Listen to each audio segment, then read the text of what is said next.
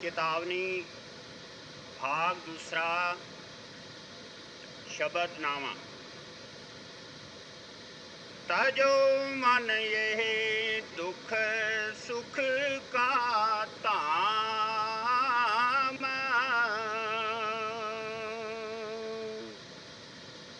लगो तुम चढ़ कर अब सतनाम।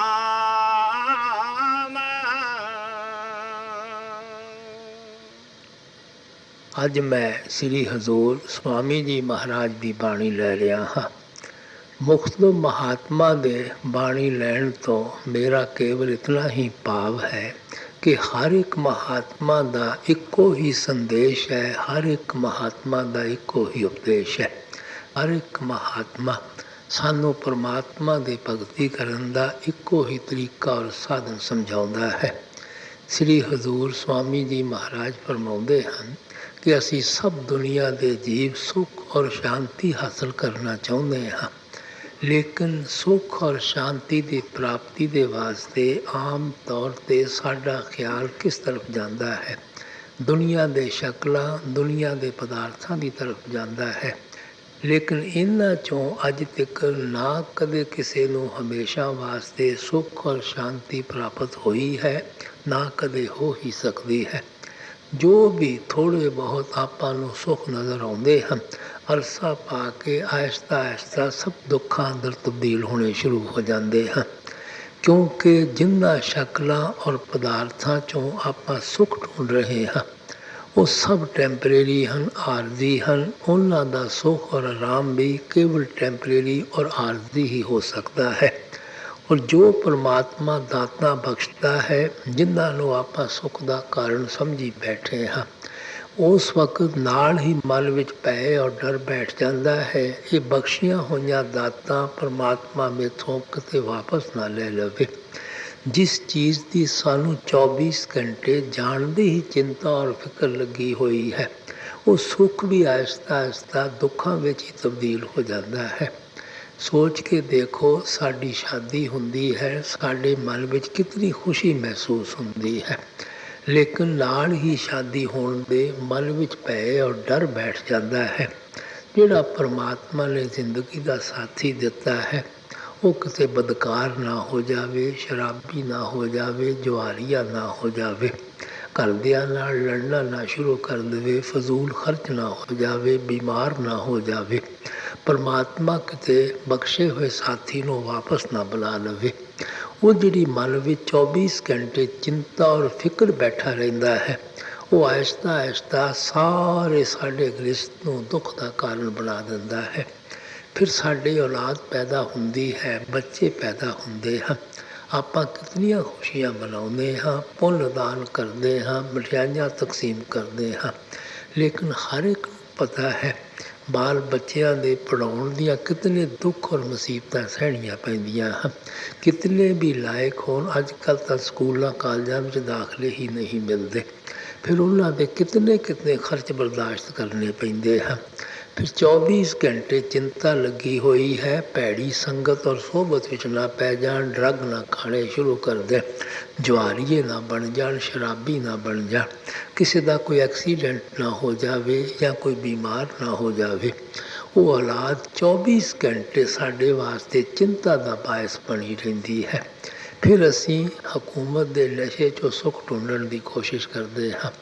ਜਦੋਂ ਲੋਕ ਸਾਡੇ ਜਲੂਸ ਕੱਢਦੇ ਹਨ, ਸਾਡੇ ਗਲਾਂ ਵਿੱਚ ਫੁੱਲਾਂ ਦੇ ਹਾਰ ਪਾਉਂਦੇ ਹਨ, ਸਾਨੂੰ ਹਾਥੀਆਂ 'ਤੇ ਚੜ੍ਹਾ ਕੇ ਬਾਜ਼ਾਰਾਂ ਵਿੱਚ ਫੇਰਦੇ ਹਨ, ਸਾਡਾ ਮਨ ਫੁੱਲਿਆ ਨਹੀਂ ਸਮਾਉਂਦਾ। ਲੇਕਿਨ ਉਹਨਾਂ ਲੀਡਰਾਂ ਦੀ ਹਿਸਟਰੀਆਂ ਵੀ ਆਪਣੇ ਅੱਖਾਂ ਦੇ ਅੱਗੇ ਹੈ। ਰਾਤੋਂ ਰਾਤ ਕੂਪ ਹੋ ਜਾਂਦੇ ਹਨ, ਉਹਨਾਂ ਨੂੰ ਫਾਇਰਿੰਗ ਸਕੁਐਡ ਅੱਗੇ ਖੜ੍ਹੇ ਕਰ ਦਿੱਤਾ ਜਾਂਦਾ ਹੈ, ਜੇਲ੍ਹ ਖਾਨਿਆਂ ਵਿੱਚ ਬੰਦ ਕਰ ਦਿੱਤਾ ਜਾਂਦਾ ਹੈ, ਅਖਬਾਰਾਂ ਵਿੱਚ ਲੋਕ ਉਹਨਾਂ ਦੀ ਮਿੱਟੀ ਪ੍ਰੀਤ ਕਰਨੀ ਸ਼ੁਰੂ ਕਰ ਦਿੰਦੇ ਹਨ। ਉਹ ਜਿਹੜੀ ਦੁਨੀਆ ਦੀ ਮਾਨ ਵਡਿਆਈ ਸਾਡੇ ਵਾਸਤੇ ਸੁੱਖ ਦਾ ਕਾਰਨ ਬਣੀ ਬੈਠੀ ਸੀ, ਦੇਖੋ ਉਹ ਹੀ ਅੱਜ ਸਾਡੇ ਵਾਸਤੇ ਦੁੱਖ ਦਾ ਕਾਰਨ ਬਣ ਜਾਂਦੀ ਹੈ। ਫਿਰ ਅਸੀਂ ਦੁਨੀਆ ਦੀ ਐਸ਼ੋ ਇਸ਼ਰਤ 'ਚੋਂ ਸੁੱਖ ਢੂੰਡਣ ਦੀ ਕੋਸ਼ਿਸ਼ ਕਰਦੇ ਹਾਂ। ਇਹ ਖਾਣ ਪੀਣ ਦੀਆਂ ਚੀਜ਼ਾਂ ਸਾਨੂੰ ਸ਼ਾਇਦ ਬਹੁਤ ਚੰਗੀਆਂ ਲੱਗਦੀਆਂ ਹੋਣਗੀਆਂ, ਲੇਕਿਨ ਜਦੋਂ ਜਿਸਮ 'ਤੇ ਬਿਮਾਰੀਆਂ ਦਾ ਹਿਸਾਬ ਕਿਤਾਬ ਦੇਣਾ ਪੈਂਦਾ ਹੈ, ਜੇਲ੍ਹਾਂ ਵਿੱਚ ਜਾ ਕੇ ਚੱਕੀਆਂ ਚਲਾਉਣੀਆਂ ਪੈਂਦੀਆਂ ਹਨ, ਕਚਹਿਰੀਆਂ ਵਿੱਚ ਜਾ ਕੇ ਮੁਕੱਦਮਿਆਂ ਦੇ ਧੱਕੇ ਖਾਣੇ ਪੈਂਦੇ ਹਨ। ਫਿਰ ਪਤਾ ਲੱਗਦਾ ਹੈ ਉਹ ਦੁੱਖ ਦਾ ਕਾਰਨ ਹੈ ਕਿ ਸੁੱਖ ਦਾ ਕਾਰਨ ਹੈ।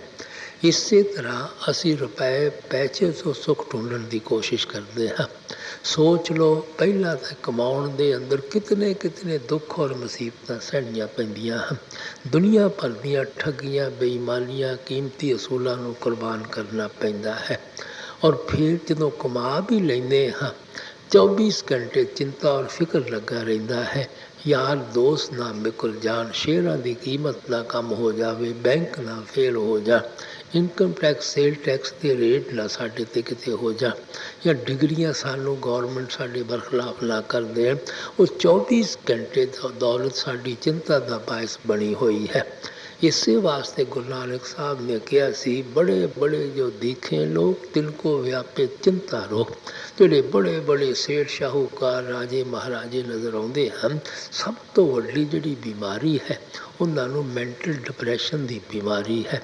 24 ਘੰਟੇ ਚਿੰਤਾ ਔਰ ਫਿਕਰ ਦੀ ਬਿਮਾਰੀ ਹੈ। ਸੋ ਇਸ ਵਾਸਤੇ ਸਵਾਮੀ ਜੀ ਕਹਿੰਦੇ, ਇਹਨਾਂ ਸ਼ਕਲਾਂ 'ਚੋਂ ਨਾ ਅੱਜ ਤੱਕ ਕਦੇ ਕਿਸੇ ਨੂੰ ਹਮੇਸ਼ਾ ਵਾਸਤੇ ਸੁੱਖ ਔਰ ਸ਼ਾਂਤੀ ਪ੍ਰਾਪਤ ਹੋਈ ਹੈ, ਨਾ ਕਦੇ ਹੋ ਹੀ ਸਕਦੀ ਹੈ।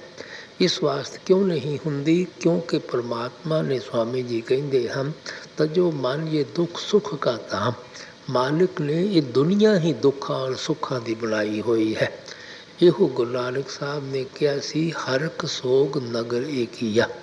ਕੋਈ ਸ਼ਖਸ ਤੁਹਾਨੂੰ ਐਸਾ ਨਹੀਂ ਮਿਲੇਗਾ ਜਿਹਨੂੰ ਹਮੇਸ਼ਾ ਸੁੱਖ ਹੀ ਸੁੱਖ ਪ੍ਰਾਪਤ ਹੁੰਦੇ ਹੋਣ, ਕਦੇ ਦੁੱਖਾਂ ਦਾ ਸਾਹਮਣਾ ਨਾ ਕਰਨਾ ਪੈਂਦਾ ਹੋਵੇ, ਜਾਂ ਜਿਹੜਾ ਵਿਚਾਰਾ ਹਮੇਸ਼ਾ ਦੁੱਖ ਹੀ ਭੁਗਤਦਾ ਹੋਵੇ, ਕਦੇ ਸੁੱਖ ਦੇ ਸਵਾਸ ਨਾ ਆਏ ਹੋਣ। ਅਗਰ 10 ਦਿਨ ਸੁੱਖ ਦੇ ਗੁਜ਼ਰ ਜਾਂਦੇ ਹਨ, ਥੋੜ੍ਹਾ ਬਹੁਤ ਦੁੱਖਾਂ ਦਾ ਸਾਹਮਣਾ ਕਰਨਾ ਪੈਂਦਾ ਹੈ। ਅਗਰ 10 ਦਿਨ ਦੁੱਖਾਂ ਦੇ ਗੁਜ਼ਰ ਜਾਂਦੇ ਹਨ, ਥੋੜ੍ਹੇ ਬਹੁਤ ਸੁੱਖ ਦੇ ਸਾਂਸ ਆ ਜਾਂਦੇ ਹਨ। ਇਹ ਜਿਤਨੇ ਵੀ ਆਪਣੇ ਸੁੱਖ ਹਨ, ਇਹ ਪਿਛਲੇ ਜਨਮਾਂ ਦੇ ਪੁੰਨਾਂ ਦੇ ਕਾਰਨ ਹਨ। ਜਿਤਨੇ ਵੀ ਆਪਣੇ ਦੁੱਖ ਹਨ, ਪਿਛਲੇ ਜਨਮਾਂ ਦੇ ਪਾਪਾਂ ਦੇ ਕਾਰਨ ਹਨ। ਪੁੰਨ ਔਰ ਪਾਪ ਇਕੱਠੇ ਹੁੰਦੇ ਹਨ, ਫਿਰ ਸਾਨੂੰ ਇਨਸਾਨ ਦਾ ਜਾਮਾ ਮਿਲਦਾ ਹੈ। ਅਸੀਂ ਇਸ ਸਰੀਰ ਵਿੱਚ ਬੈਠ ਕੇ ਉਹਨਾਂ ਪੁੰਨਾਂ ਦਾ ਵੀ ਹਿਸਾਬ ਦੇਣਾ ਹੈ, ਉਹਨਾਂ ਪਾਪਾਂ ਦਾ ਵੀ ਹਿਸਾਬ ਦੇਣਾ ਹੈ। ਉਹਨਾਂ ਪੁੰਨਾਂ ਕਰਕੇ ਅੱਜ ਆਪਾਂ ਸੁਖੀ ਹੋ ਰਹੇ ਹਾਂ, ਉਹਨਾਂ ਪਾਪਾਂ ਕਰਕੇ ਅੱਜ ਆਪਾਂ ਦੁਖੀ ਹੋ ਰਹੇ ਹਾਂ। ਇਹ ਠੀਕ ਹੈ, ਕਿਸੇ ਦੇ ਜ਼ਿਆਦਾ ਪਾਪ ਹਨ, ਥੋੜ੍ਹੇ ਪੁੰਨ ਹਨ, ਇਸ ਕਰਕੇ ਉਹ ਜ਼ਿਆਦਾ ਦੁਖੀ ਹੈ, ਥੋੜ੍ਹਾ ਸੁਖੀ ਹੈ। ਕਿਸੇ ਦੇ ਪਾਪਾਂ ਦਾ ਬੋਝਾ ਜ਼ਿਆਦਾ ਹੋ ਜਾਂਦਾ ਹੈ, ਪੁੰਨਾਂ ਦਾ ਕਮ ਹੁੰਦਾ ਹੈ, ਉਹ ਜ਼ਿਆਦਾ ਦੁਖੀ ਹੋ ਜਾਂਦਾ ਹੈ, ਥੋੜ੍ਹਾ ਸੁਖੀ ਹੋ ਜਾਂਦਾ ਹੈ। ਲੇਕਿਨ ਦੁੱਖ ਸੁੱਖ ਤਾਂ ਜਿਤਨਾ ਚਿਰ ਦੇਹ ਵਿੱਚ ਬੈਠੇ ਹਾਂ, ਹਰ ਇੱਕ ਨੂੰ ਭੁਗਤਣਾ ਹੀ ਪੈਂਦਾ ਹੈ। ਨਾ ਹੀ ਕਦੇ ਕੋਈ ਸੰਤ ਮਹਾਤਮਾ ਇਸ ਦੁਨੀਆ ਨੂੰ ਸੁੱਖ ਦੀ ਨਗਰੀ ਬਣਾਉਣ ਵਾਸਤੇ ਆਉਂਦੇ ਹਨ। ਅਗਰ ਸੰਤਾਂ ਮਹਾਤਮਾ ਦਾ ਦੁਨੀਆ ਵਿੱਚ ਆਉਣ ਦਾ ਇਹ ਪਰਪਸ ਔਰ ਮਕਸਦ ਹੋਵੇ ਕਿ ਦੁਨੀਆ ਸੁੱਖ ਦੀ ਨਗਰੀ ਬਣ ਜਾਵੇ, ਤੁਸੀਂ ਸੋਚੋ ਅੱਜ ਤੱਕ ਜ਼ਰੂਰ ਬਣ ਜਾਣੀ ਚਾਹੀਦੀ ਸੀ। ਕਿਉਂਕਿ ਹਰ ਇੱਕ ਕੌਮ ਦੇ ਅੰਦਰ, ਮਜ਼ਹਬ ਦੇ ਅੰਦਰ, ਮੁਲਕ ਦੇ ਅੰਦਰ, ਵਕਤ ਦੇ ਅੰਦਰ ਹਿਸਟਰੀ ਪੜ੍ਹ ਕੇ ਦੇਖੋ ਕਿਸ ਕਿਸ ਚੋਟੀ ਦੇ ਮਹਾਤਮਾ ਆਏ ਹਨ। ਸ਼੍ਰੀ ਰਾਮ ਚੰਦਰ ਜੀ ਮਹਾਰਾਜ ਆਏ ਹਨ, ਕ੍ਰਿਸ਼ਨ ਜੀ ਮਹਾਰਾਜ ਆਏ ਹਨ, ਬੁੱਧਾ ਆਇਆ ਹੈ, ਈਸਾ ਆਇਆ ਹੈ, ਮੁਹੰਮਦ ਸਾਹਿਬ ਆਏ ਹਨ, ਕਬੀਰ ਸਾਹਿਬ ਆਏ ਹਨ, ਦਾਦੂ ਸਾਹਿਬ ਆਏ ਹਨ, ਗੁਰੂ ਨਾਨਕ ਸਾਹਿਬ ਆਏ ਹਨ, ਸਵਾਮੀ ਜੀ ਮਹਾਰਾਜ ਆਏ ਹਨ, और इतने इतने बड़े दुनिया अंदर महात्मा आए हैं। अगर ऐसे ऐसे संतां महात्मा ਦੇ ਆਉਣ ਦੇ ਬਾਵਜੂਦ ਇਹ ਦੁਨੀਆ ਅੱਜ ਤੱਕ ਸੁੱਖ ਦੀ ਨਾਗਰੀ ਨਹੀਂ ਬਣ ਸਕੀ, ਅਸੀਂ ਹੁਣ ਕੀ ਉਮੀਦ ਲੈ ਕੇ ਬੈਠੇ ਹਾਂ, ਕੀ ਸੋਚ ਰਹੇ ਹਾਂ ਕਿ ਅਸੀਂ ਇਸ ਦੁਨੀਆ ਨੂੰ ਸੁੱਖ ਦੀ ਨਗਰੀ ਬਣਾ ਸਕਾਂਗੇ? ਦੁਨੀਆ ਦੇ ਕਾਂਟੇ ਕੋਈ ਕਿਤਨੇ ਇਕੱਠੇ ਕਰਨ ਦੀ ਕੋਸ਼ਿਸ਼ ਕਰੇ, ਕਦੇ ਕਾਮਯਾਬ ਨਹੀਂ ਹੋ ਸਕਦਾ।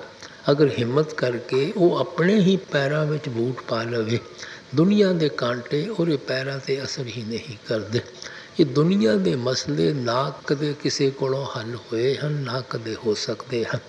ਲੇਕਿਨ ਮਹਾਤਮਾ ਜ਼ਿੰਦਗੀ ਗੁਜ਼ਾਰਨ ਦਾ, ਮਾਲਕ ਦੇ ਭਗਤੀ ਕਰਨ ਦਾ ਐਸਾ ਤਰੀਕਾ ਔਰ ਸਾਧਨ ਸਮਝਾਉਂਦੇ ਹਨ, ਜਿਸ ਰਸਤੇ 'ਤੇ ਚੱਲ ਕੇ ਅਸੀਂ ਦੁੱਖਾਂ ਔਰ ਸੁੱਖਾਂ ਤੋਂ ਹੀ ਖਿਆਲ ਨੂੰ ਚੱਲ ਜਾਂਦੇ ਹਾਂ। ਇਸੇ ਵਾਸਤੇ ਸਵਾਮੀ ਜੀ ਕਹਿੰਦੇ ਕਿ ਚੜ੍ਹ ਕਰ ਲਗੋ ਅਬ ਤੁਮ ਸਤਨਾਮ। ਅਗਰ ਤੁਸੀਂ ਸੁੱਖ ਹਾਸਲ ਕਰਨਾ ਚਾਹੁੰਦੇ ਹੋ, ਸ਼ਾਂਤੀ ਪ੍ਰਾਪਤ ਕਰਨਾ ਚਾਹੁੰਦੇ ਹੋ, ਉਸ ਮਾਲਕ ਦੀ ਖੋਜ ਕਰੋ, ਉਸ ਪਰਮੇਸ਼ਵਰ ਦੀ ਖੋਜ ਕਰੋ। ਜਿਤਨਾ ਚਿਰ ਤੁਸੀਂ ਵਾਪਸ ਜਾ ਕੇ ਉਸ ਪਰਮਾਤਮਾ ਨੂੰ ਨਹੀਂ ਮਿਲੋਗੇ, ਤੁਹਾਡੇ ਸੁੱਖ ਔਰ ਸ਼ਾਂਤੀ ਹਾਸਲ ਕਰਨ ਦਾ ਕਦੇ ਸਵਾਲ ਹੀ ਪੈਦਾ ਨਹੀਂ ਹੁੰਦਾ। ਇਸੇ ਵਾਸਤੇ ਗੁਰੂ ਨਾਨਕ ਸਾਹਿਬ ਕਹਿੰਦੇ ਹਨ, ਜਿਨੀ ਘਰ ਜਾਤਾ ਆਪਣਾ ਸੇ ਸੁਖੀਏ ਪਾਈ। ਜਿਹੜੇ ਸ਼ਖਸ ਆਪਣੇ ਘਰ ਵਾਪਸ ਪਹੁੰਚ ਜਾਂਦੇ ਹਨ, ਆਪਣਾ ਘਰ ਕਿਹੜਾ ਹੈ? ਜਿੱਥੇ ਪਰਮਾਤਮਾ ਰਹਿੰਦਾ ਹੈ, ਜਿੱਥੇ ਪਰਮੇਸ਼ਰ ਰਹਿੰਦਾ ਹੈ। ਔਰ ਜਿਹੜੇ ਆਪਣੇ ਘਰ ਪਹੁੰਚ ਕੇ ਪਰਮਾਤਮਾ ਨੂੰ ਮਿਲ ਲੈਂਦੇ ਹਨ, ਗੁਰੂ ਸਾਹਿਬ ਕਹਿੰਦੇ ਉਹ ਹਮੇਸ਼ਾ ਵਾਸਤੇ ਸੁਖੀ ਹੋ ਜਾਂਦੇ ਹਨ। ਕਿਉਂਕਿ ਆਤਮਾ ਔਰ ਪਰਮਾਤਮਾ ਦਾ ਜਿਹੜਾ ਰਿਸ਼ਤਾ ਹੈ, ਇਹ ਭਗਤੀ ਦਾ ਰਿਸ਼ਤਾ ਹੈ, ਇਹ ਪ੍ਰੇਮ ਦਾ ਰਿਸ਼ਤਾ ਹੈ, ਇਹ ਪਿਆਰ ਦਾ ਰਿਸ਼ਤਾ ਹੈ।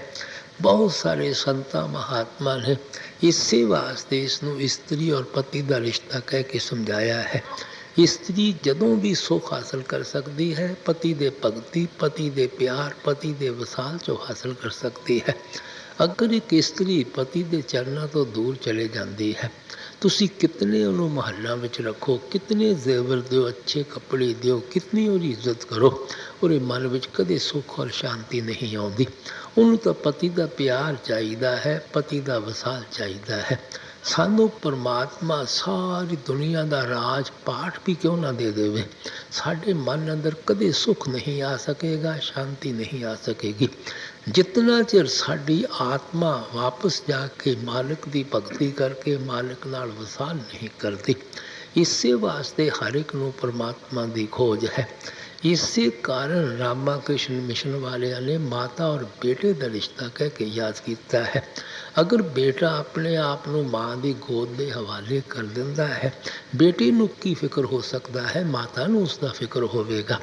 ਕ੍ਰਾਈਸਟ ਨੇ ਇਸ ਨੂੰ ਬਾਪ ਔਰ ਬੇਟੇ ਦੇ ਰਿਸ਼ਤੇ ਨਾਲ ਯਾਦ ਕੀਤਾ ਹੈ। ਜਿਤਨਾ ਚਿਰ ਲੜਕੇ ਦੇ ਸਿਰ 'ਤੇ ਬਾਪ ਦਾ ਸਾਇਆ ਹੈ, ਬਾਪ ਨੂੰ ਫਿਕਰ ਹੋਵੇਗਾ, ਲੜਕੇ ਨੂੰ ਕੀ ਫਿਕਰ ਹੋ ਸਕਦਾ ਹੈ? ਸੋ ਜੋ ਕੁਝ ਸਾਨੂੰ ਪ੍ਰਾਪਤ ਮਿਲਣਾ ਹੈ, ਉਸ ਮਾਲਕ ਦੀ ਭਗਤੀ, ਮਾਲਕ ਦੇ ਪਿਆਰ 'ਚੋਂ ਮਿਲਣਾ ਹੈ। ਦੁਨੀਆ 'ਚੋਂ ਵੀ ਥੋੜ੍ਹੇ ਬਹੁਤ ਸੁੱਖ ਜ਼ਰੂਰ ਮਿਲਦੇ ਰਹਿੰਦੇ ਹਨ, ਬਸ਼ਰਤੇ ਕਿ ਸਾਡੀ ਲਿਵ, ਸਾਡਾ ਖਿਆਲ ਉਸ ਮਾਲਕ ਦੇ ਭਗਤੀ ਦੀ ਤਰਫ ਰਹਿੰਦਾ ਹੈ, ਮਾਲਕ ਦੇ ਪਿਆਰ ਦੀ ਤਰਫ ਰਹਿੰਦਾ ਹੈ। ਮੈਂ ਕਈ ਦਫਾ ਮਿਸਾਲ ਦਿੱਤੀ ਹੈ, ਇੱਕ ਛੋਟਾ ਜਿਹਾ ਬੱਚਾ ਆਪਣੇ ਪਿਤਾ ਦੀ ਉਂਗਲੀ ਪਕੜ ਕੇ ਨਮਾਇਸ਼ ਦੇਖਣ ਜਾਂ ਮੇਲਾ ਦੇਖਣ ਚਲੇ ਜਾਂਦਾ ਹੈ। ਉਸ ਨੂੰ ਨਮਾਇਸ਼ ਦੇ ਅੰਦਰ ਹਰ ਚੀਜ਼ ਬਹੁਤ ਹੀ ਖੂਬਸੂਰਤ ਮਾਲੂਮ ਦਿੰਦੀ ਹੈ। ਕਿਸੇ ਜਗ੍ਹਾ ਬੱਚਿਆਂ ਦੇ ਖਿਡੌਣੇ ਪਏ ਹੋਏ ਹਨ, ਕਿਸੇ ਜਗ੍ਹਾ ਮਠਿਆਈ ਦੀਆਂ ਦੁਕਾਨਾਂ ਬੜੀ ਖੂਬਸੂਰਤੀ ਦੇ ਨਾਲ ਲੱਗੀਆਂ ਹੋਈਆਂ ਹਨ, ਕਿਸੇ ਜਗ੍ਹਾ ਬਿਜਲੀਆਂ ਚਮਕਦੀਆਂ ਬੁਝਦੀਆਂ ਹਨ। ਉਹ ਬੱਚਾ ਸੋਚਦਾ ਹੈ ਕਿ ਇਹ ਜਿਹੜੀ ਉਹਨੂੰ ਖੁਸ਼ੀ ਮਹਿਸੂਸ ਹੋ ਰਹੀ ਹੈ, ਸ਼ਾਇਦ ਨਮਾਇਸ਼ ਦੇ ਸਾਜ਼ੋ ਸਮਾਨ 'ਚ ਹੋ ਰਹੀ ਹੈ। ਅਗਰ ਗਲਤੀ ਦੇ ਨਾਲ ਉਹ ਆਪਣੇ ਪਿਤਾ ਦੀ ਉਂਗਲੀ ਛੱਡ ਬੈਠਦਾ ਹੈ, ਨਮਾਇਸ਼ ਦਾ ਸਾਰਾ ਸਾਜ਼ੋ ਸਮਾਨ ਉਸੇ ਹੀ ਜਗ੍ਹਾ ਮੌਜੂਦ ਹੁੰਦਾ ਹੈ। ਲੇਕਿਨ ਬੱਚਾ ਰੋਣਾ ਸ਼ੁਰੂ ਕਰ ਦਿੰਦਾ ਹੈ, ਚੀਖਾਂ ਮਾਰਦਾ ਹੈ। ਫਿਰ ਬੱਚਾ ਮਹਿਸੂਸ ਕਰਦਾ ਹੈ ਕਿ ਨਮਾਇਸ਼ 'ਚੋਂ ਉਹ ਉਤਨਾ ਅਰਸਾ ਖੁਸ਼ੀ ਹਾਸਲ ਕਰ ਸਕਦਾ ਸੀ, ਜਿਤਨਾ ਅਰਸਾ ਉਸਨੇ ਆਪਣੇ ਪਿਤਾ ਦੀ ਉਂਗਲੀ ਪਕੜੀ ਹੋਈ ਸੀ। ਸਾਡਾ ਪਿਤਾ ਕੌਣ ਹੈ? ਸਿਰਫ ਇੱਕ ਪਰਮਾਤਮਾ ਹੈ, ਪਰਮੇਸ਼ਵਰ ਹੈ। ਸੋ ਅਗਰ ਸਾਡੀ ਲੇਵ ਉਸ ਪਰਮਾਤਮਾ ਦੀ ਤਰਫ ਹੈ, ਅਸੀਂ ਦੁਨੀਆ 'ਚੋਂ ਵੀ ਹਿਸਾਬ ਕਿਤਾਬ ਖਤਮ ਕਰ ਜਾਂਦੇ ਹਾਂ ਔਰ ਵਾਪਸ ਜਾ ਕੇ ਪਰਮਾਤਮਾ ਨਾਲ ਵੀ ਮਿਲ ਜਾਂਦੇ ਹਾਂ। ਇਸ ਵਾਸਤੇ ਅਗਰ ਮਾਲਕ ਦੀ ਤਰਫ ਧਿਆਨ ਸਾਡਾ ਲੱਗਾ ਹੋਇਆ ਹੈ, ਦੁਨੀਆ ਦੇ ਅੰਦਰ ਵੀ 4 ਦਿਨ ਸੁੱਖ ਔਰ ਸ਼ਾਂਤੀ ਦੇ ਘਟ ਜਾਂਦੇ ਹਾਂ।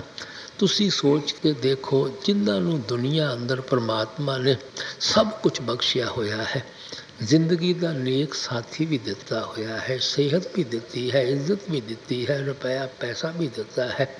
ਗਰਜ਼ੇ ਕਿ ਪਰਮਾਤਮਾ ਨੇ ਦੁਨੀਆ ਦੀਆਂ ਨਿਆਮਤਾਂ ਦੀ ਤਰਫੋਂ ਕਿਸੇ ਚੀਜ਼ ਦੀ ਉਹਨੂੰ ਕਮੀ ਨਹੀਂ ਰੱਖੀ।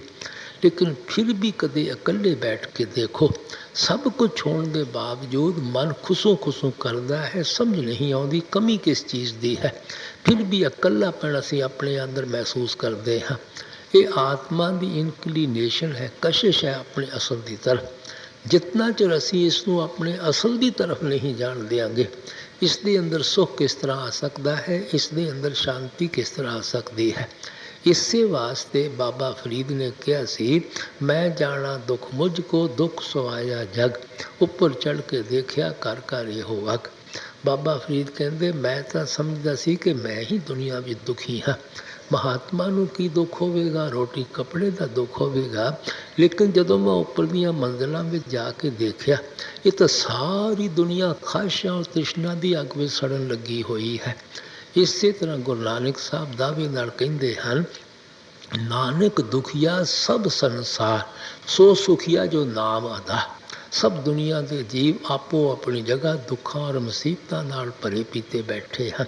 ਅਸਲੀ ਸੁੱਖ ਔਰ ਸ਼ਾਂਤੀ ਉਹਨਾਂ ਹੀ ਗੁਰਮੁਖਾਂ ਨੂੰ ਹੈ ਜਿਨ੍ਹਾਂ ਨੇ ਰਚਨਾ 'ਚੋਂ ਮਨ ਕੱਢ ਕੇ ਮਾਲਕ ਦੇ ਭਗਤੀ ਵਿੱਚ ਲਗਾਇਆ ਹੋਇਆ ਹੈ, ਮਾਲਕ ਦੇ ਪਿਆਰ ਵਿੱਚ ਲਗਾਇਆ ਹੋਇਆ ਹੈ। ਸਹਿਜੋ ਬਾਈ ਕਹਿੰਦੇ, ਧਨਵੰਤੇ ਦੁਖੀਏ ਸਭੀ ਨਿਰਧਨ ਦੁਖਾਰੂ। ਜਿਨ੍ਹਾਂ ਕੋਲ ਬਹੁਤ ਜ਼ਿਆਦਾ ਧਨ ਹੈ, ਸੇਠ ਸ਼ਾਹੂਕਾਰ ਹਨ, ਜਾਇਦਾਦਾਂ ਦੇ ਮਾਲਕ ਹਨ, ਉਹ ਤਾਂ ਸਾਰੇ ਹੀ ਦੁਖੀ ਹਨ।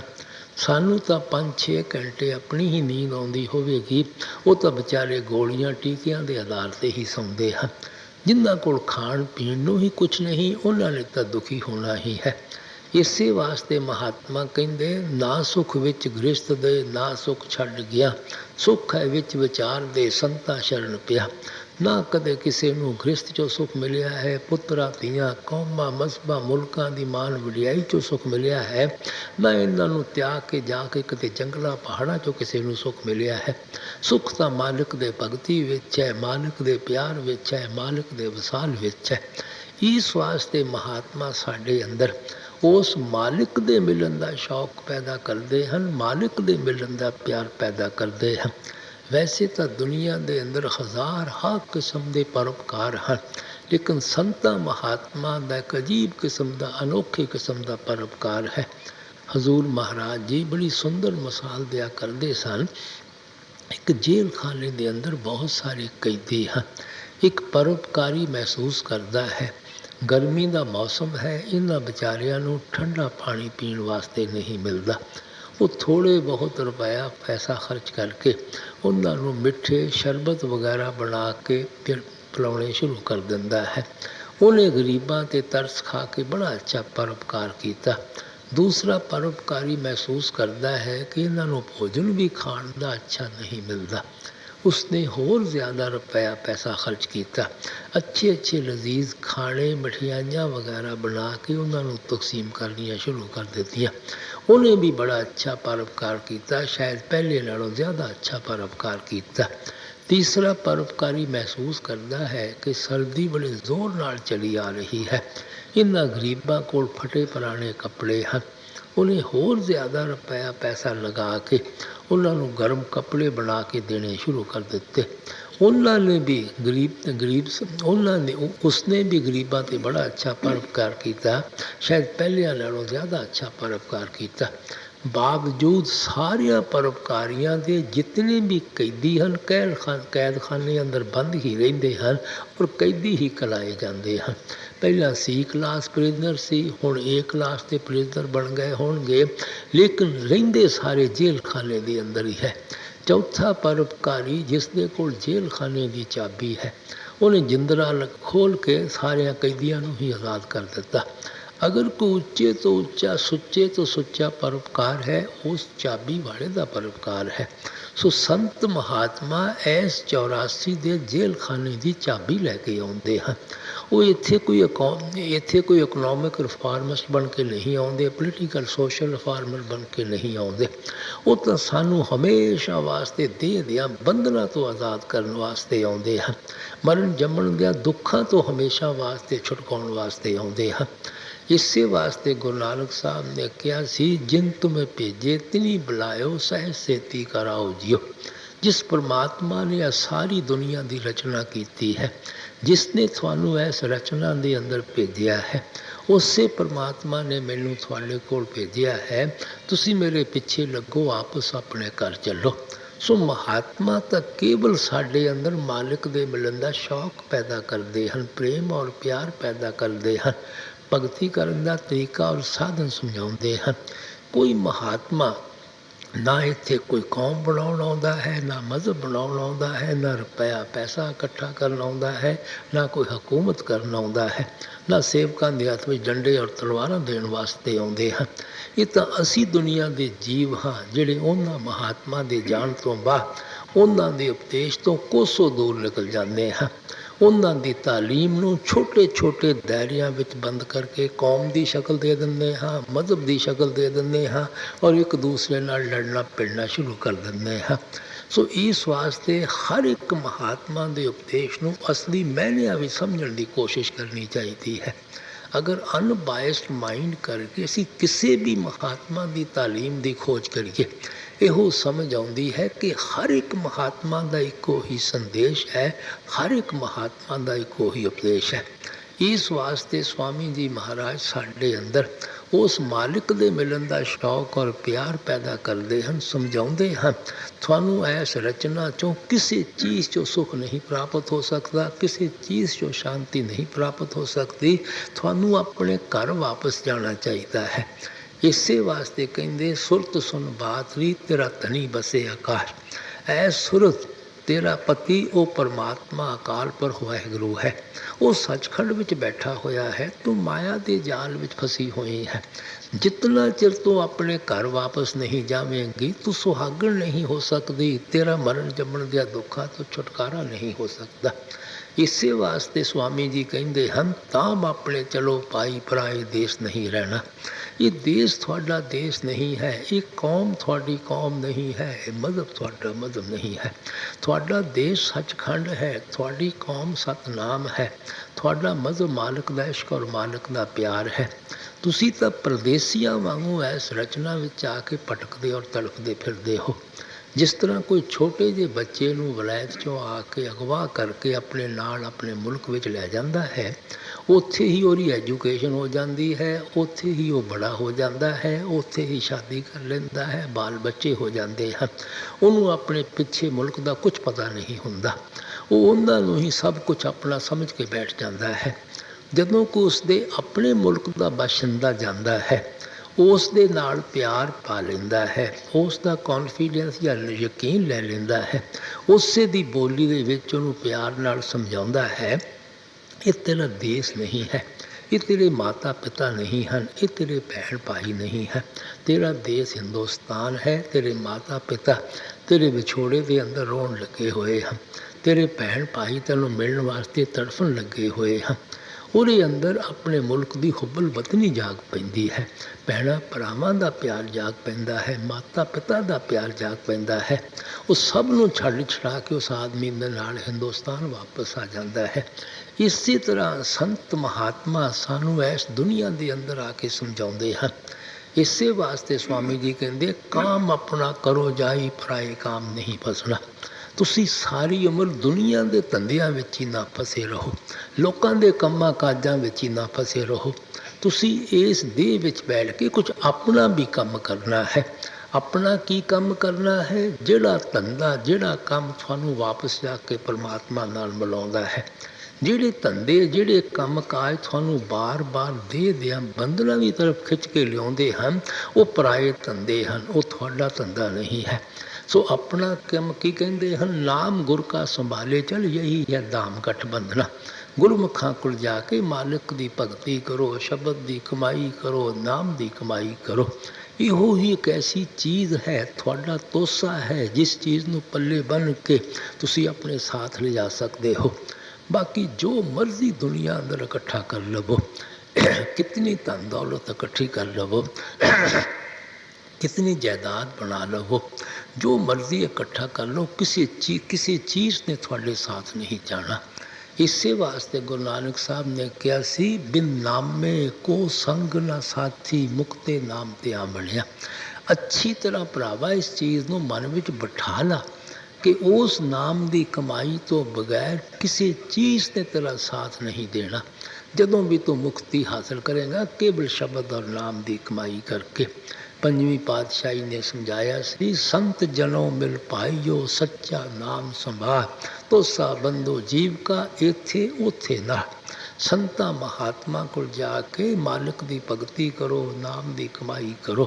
थोड़ी इहो ही असली पूंजी है, ਇੱਥੇ ਵੀ ਉਸ ਨੂੰ ਪਾ ਕੇ ਤੁਸੀਂ ਸੁੱਖ ਔਰ ਸ਼ਾਂਤੀ ਹਾਸਲ ਕਰ ਸਕਦੇ ਹੋ, ਜਿਸ ਚੀਜ਼ ਨੇ ਤੁਹਾਡੇ ਇੱਥੋਂ ਨਾਲ ਜਾਣਾ ਹੈ।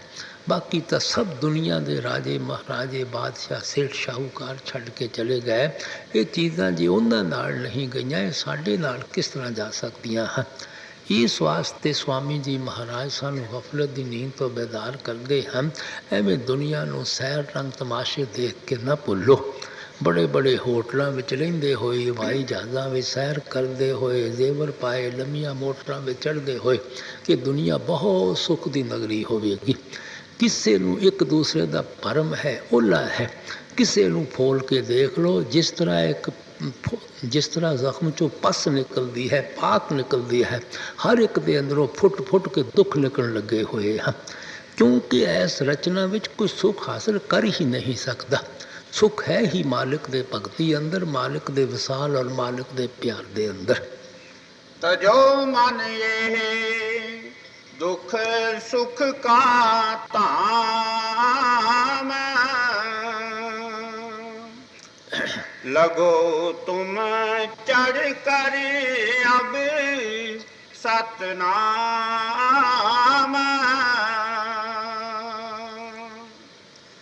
दिनाचार तन संग बसेरा,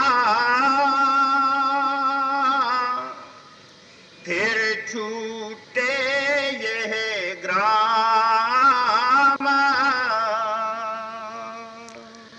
जितना भी साडा इस दुनिया नाल संसार नाल रिश्ता है, तल्लक है, आप समझाते हैं साडी शरीर के कारण है।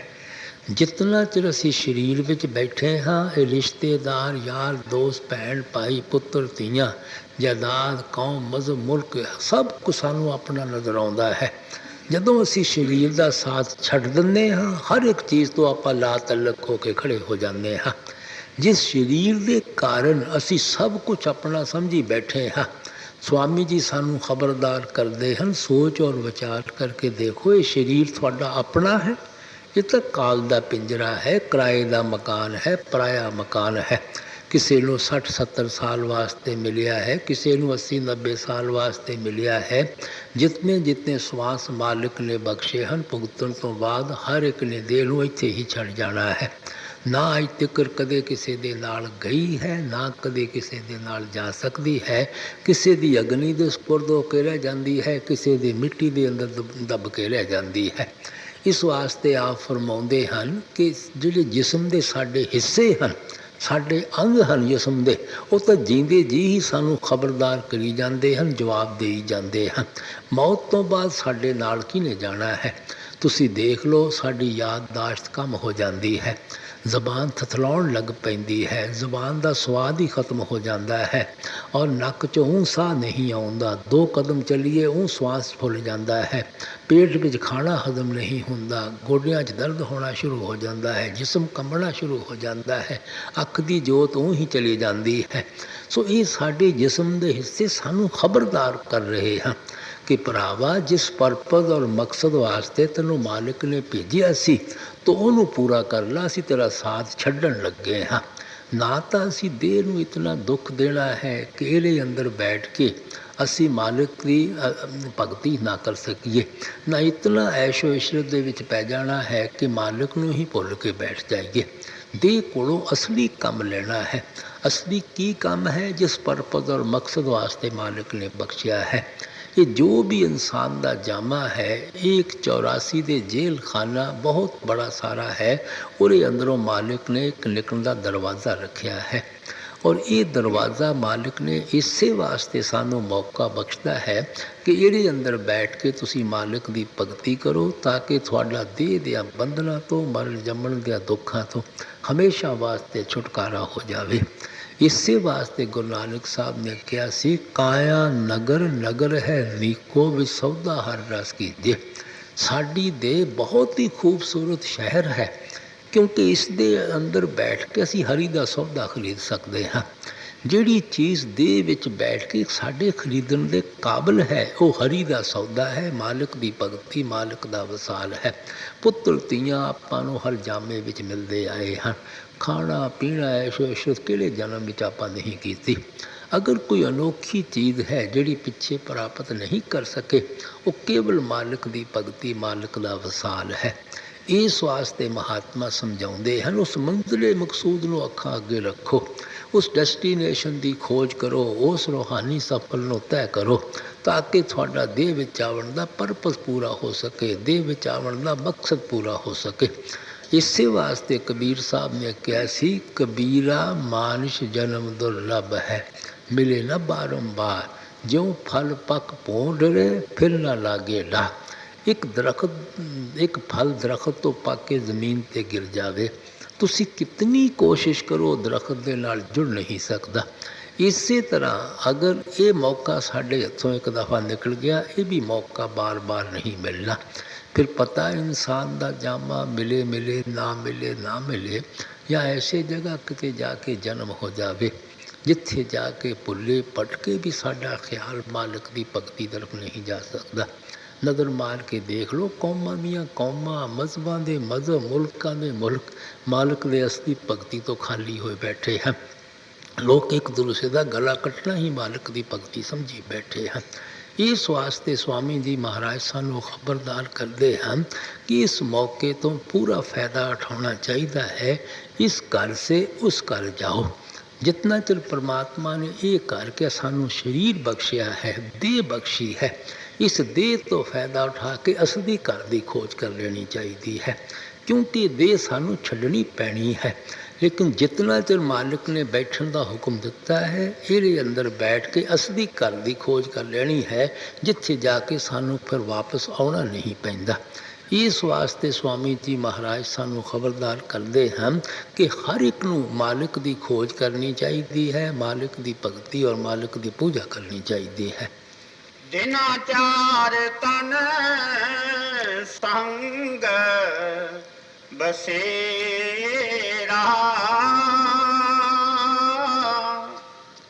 ਫਿਰ ਛੂਟੇ ਇਹ ਗ੍ਰਾਮ,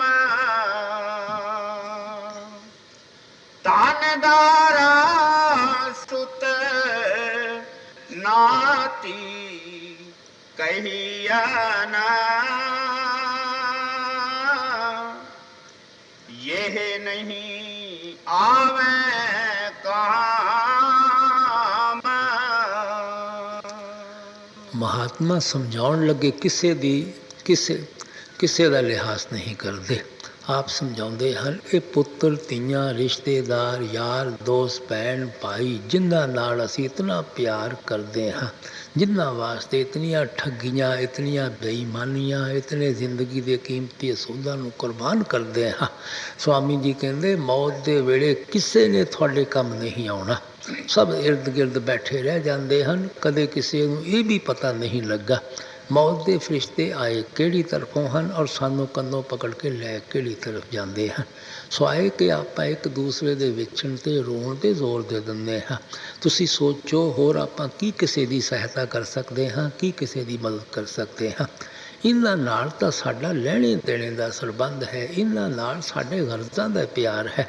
ਕੋਈ ਪਤੀ ਬਣ ਕੇ ਆ ਗਿਆ, ਕੋਈ ਇਸਤਰੀ ਬਣ ਕੇ ਆ ਗਈ, ਕੋਈ ਬਾਲ ਬੱਚੇ ਬਣ ਕੇ ਆ ਗਏ, ਕੋਈ ਯਾਰ ਦੋਸਤ ਬਣ ਕੇ ਆ ਗਏ।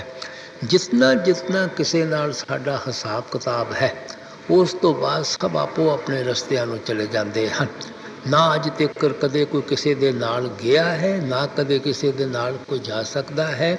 ਤੁਸੀਂ ਸੋਚ ਲਓ, ਕਈ ਸਾਨੂੰ ਛੱਡ ਕੇ ਜਾ ਚੁੱਕੇ ਹਨ, ਕਈਆਂ ਨੂੰ ਆਪਾਂ ਛੱਡ ਕੇ ਜਾਣ ਦੀ ਤਿਆਰੀ ਕਰੀ ਬੈਠੇ ਹਾਂ। ਇੱਕ ਸਟੇਜ 'ਤੇ ਆ ਕੇ ਸਾਰੇ ਐਕਟਰ ਆਪੋ ਆਪਣਾ ਪਾਰਟ ਅਦਾ ਕਰਦੇ ਹਨ। ਕੋਈ ਰਾਜੇ ਦਾ ਕਰਦਾ ਹੈ, ਕੋਈ ਰਾਣੀ ਦਾ ਕਰਦਾ ਹੈ, ਕੋਈ ਵਿਲਨ ਦਾ ਕਰਦਾ ਹੈ। ਲੇਕਿਨ ਜਦੋਂ ਸਟੇਜ ਤੋਂ ਉਤਰਦੇ ਹਨ, ਨਾ ਕੋਈ ਰਾਜਾ ਹੁੰਦਾ ਹੈ, ਨਾ ਕੋਈ ਰਾਣੀ ਹੁੰਦੀ ਹੈ, ਨਾ ਕੋਈ ਵਿਲਨ ਹੁੰਦਾ ਹੈ। ਇਸੇ ਤਰ੍ਹਾਂ ਇਹ ਜਿਹੜੀ ਦੁਨੀਆ ਹੈ, ਇਹ ਵੀ ਇੱਕ ਬਹੁਤ ਵੱਡੀ ਸਾਰੀ ਸਟੇਜ ਹੈ। ਅਸੀਂ ਆਪਣੇ ਕਰਮਾਂ ਦੇ ਬਮੂਜਬ ਕੋਈ ਇਸਤਰੀ ਦਾ ਪਾਰਟ ਅਦਾ ਕਰਦਾ ਹੈ, ਕੋਈ ਪਤੀ ਦਾ ਕਰਦਾ ਹੈ, ਕੋਈ ਬਾਲ ਬੱਚਿਆਂ ਦਾ ਕਰਦਾ ਹੈ। ਲੇਕਿਨ ਅਸੀਂ ਪਾਰਟ ਅਦਾ ਕਰਦੇ ਕਰਦੇ ਭੁੱਲ ਜਾਂਦੇ ਹਾਂ ਕਿ ਲੈਣੇ ਦੇਣੇ ਦਾ ਸੰਬੰਧ ਹੈ, ਗਰਜ਼ਾਂ ਦਾ ਪਿਆਰ ਹੈ। ਅਸੀਂ ਆਪਣਾ ਸਮਝ ਕੇ ਇਹਨਾਂ ਦੇ ਮੋਹ ਔਰ ਇਹਨਾਂ ਦੇ ਪਿਆਰ ਵਿੱਚ ਫਸ ਜਾਂਦੇ ਹਾਂ। ਇਹ ਸਾਡੇ ਬਣਦੇ ਨਹੀਂ, ਅਸੀਂ ਦੁਖੀ ਹੋ ਜਾਂਦੇ ਹਾਂ, ਅਸੀਂ ਰੋਣਾ ਪਿੱਟਣਾ ਸ਼ੁਰੂ ਕਰ ਦਿੰਦੇ ਹਾਂ। ਇਹ ਨਾ ਕਦੇ ਬਣੇ ਹਨ ਕਿਸੇ ਦੇ, ਨਾ ਕਦੇ ਬਣ ਹੀ ਸਕਦੇ ਹਨ। ਇਸੇ ਵਾਸਤੇ ਗੁਰੂ ਨਾਨਕ ਸਾਹਿਬ ਨੇ ਕਿਹਾ ਸੀ, ਮਾਤਾ ਪਿਤਾ ਮਾਇਆ ਦੀ ਸਰੋਗੀ, ਰੋਗੀ ਕੁਟੰਬ ਸੰਜੋਗੀ। ਗੁਰੂ ਨਾਨਕ ਸਾਹਿਬ ਕਹਿੰਦੇ ਮਾਤਾ ਪਿਤਾ ਦਾ ਸਭ ਤੋਂ ਅਗਰ ਸਾਡੇ 'ਤੇ ਕਿਸੇ ਦਾ ਆਸਾਨ ਹੈ ਦੁਨੀਆ ਅੰਦਰ, ਸਾਡੇ ਮਾਤਾ ਪਿਤਾ ਦਾ ਆਸਾਨ ਹੈ। ਉਹ ਸਾਨੂੰ ਕੇਵਲ ਜਨਮ ਹੀ ਨਹੀਂ ਦਿੰਦੇ, ਸਾਡੀ ਪਰਵਰਿਸ਼ ਵੀ ਕਰਦੇ ਹਨ, ਸਾਡੇ ਵਾਸਤੇ ਦੁੱਖ ਔਰ ਤਕਲੀਫਾਂ ਵੀ ਉਠਾਉਂਦੇ ਹਨ, ਲੋਕਾਂ ਦੇ ਤਾਨੇ ਮਿਹਣੇ ਵੀ ਸਹਿੰਦੇ ਹਨ। ਲੇਕਿਨ ਗੁਰੂ ਨਾਨਕ ਸਾਹਿਬ ਕਹਿੰਦੇ ਇਹ ਵੀ ਤੁਹਾਡੀ ਅਖੀਰ ਸਹਾਇਤਾ ਨਹੀਂ ਕਰ ਸਕਦੇ, ਮਦਦ ਨਹੀਂ ਕਰ ਸਕਦੇ।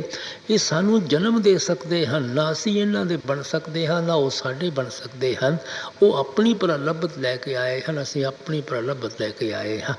ਇਸੇ ਤਰ੍ਹਾਂ ਅਸੀਂ ਬਾਲ ਬੱਚਿਆਂ ਨੂੰ ਜਨਮ ਦਿੱਤਾ ਹੈ ਔਰ ਉਹ ਸਾਡੇ ਨਹੀਂ ਬਣ ਸਕਦੇ, ਅਸੀਂ ਉਹਨਾਂ ਦੇ ਨਹੀਂ ਬਣ ਸਕਦੇ। ਉਹਨਾਂ ਨੇ ਆਪਣੀ ਪ੍ਰਲੱਭਤ ਭੁਗਤਣੀ ਹੈ, ਅਸੀਂ ਆਪਣੀ ਪ੍ਰਲੱਭਤ ਇੱਥੇ ਆ ਕੇ ਭੁਗਤਣੀ ਹੈ।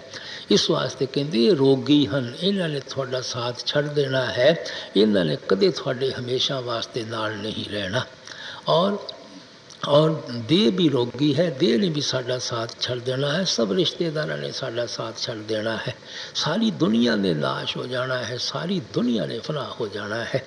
ਇਸ ਵਾਸਤੇ ਮਹਾਤਮਾ ਕਹਿੰਦੇ ਕੋਈ ਸ਼ਕਲ ਕੋਈ ਪਦਾਰਥ ਦੁਨੀਆ ਅੰਦਰ ਤੁਹਾਡੇ ਇੱਥੇ ਦੇਹ ਵਿੱਚ ਬੈਠ ਕੇ ਤੁਹਾਡੀ ਮੁਹੱਬਤ ਦੇ ਕਾਬਲ ਨਹੀਂ ਹੈ, ਤੁਹਾਡੇ ਭਗਤੀ ਔਰ ਪਿਆਰ ਦੇ ਕਾਬਲ ਨਹੀਂ ਹੈ। ਇਸੇ ਵਾਸਤੇ ਆਸਾ ਦੀ ਵਾਰ ਵਿੱਚ ਗੁਰੂ ਨਾਨਕ ਸਾਹਿਬ ਲਿਖਦੇ ਹਨ, ਕੂੜ ਕੂੜੇ ਨਿਉ ਲੱਗਾ ਵਿਸਰਿਆ ਕਰਤਾਰ, ਕਿਸ ਨਾਲ ਕਿਸ ਦੇ ਦੋਸਤੀ ਸਭ ਜਗ ਚੱਲਣ ਹਾ। ਇਹ ਜਿਹੜਾ ਸਰੀਰ ਹੈ ਇਹ ਵੀ ਕੂੜ ਹੈ। ਮੈਂ ਹੁਣੇ ਅਰਜ਼ ਕੀਤੀ ਸੀ, ਜਾਂ ਅਗਨੀ ਦੇ ਸਪੁਰਦ ਹੋ ਜਾਏਗਾ ਜਾਂ ਮਿੱਟੀ ਦੇ ਸਪੁਰਦ ਹੋ ਜਾਵੇਗਾ। ਇਸ ਸਰੀਰ ਵਿੱਚ ਬੈਠ ਕੇ ਜਿਸ ਰਚਨਾ ਨਾਲ ਮੋਹ ਔਰ ਪਿਆਰ ਪਾਈ ਬੈਠੇ ਹਾਂ ਉਹ ਵੀ ਕੂੜ ਹੈ, ਉਹਨੇ ਵੀ ਨਾਸ਼ ਔਰ ਫਨਾ ਹੋ ਜਾਣਾ ਹੈ। ਇਹ ਕੂੜ ਹਮੇਸ਼ਾ ਇਸ ਕੂੜ ਦੇ ਹੀ ਮੋਹ ਔਰ ਪਿਆਰ ਦੇ ਵਿੱਚ ਫਸਿਆ ਹੋਇਆ ਹੈ।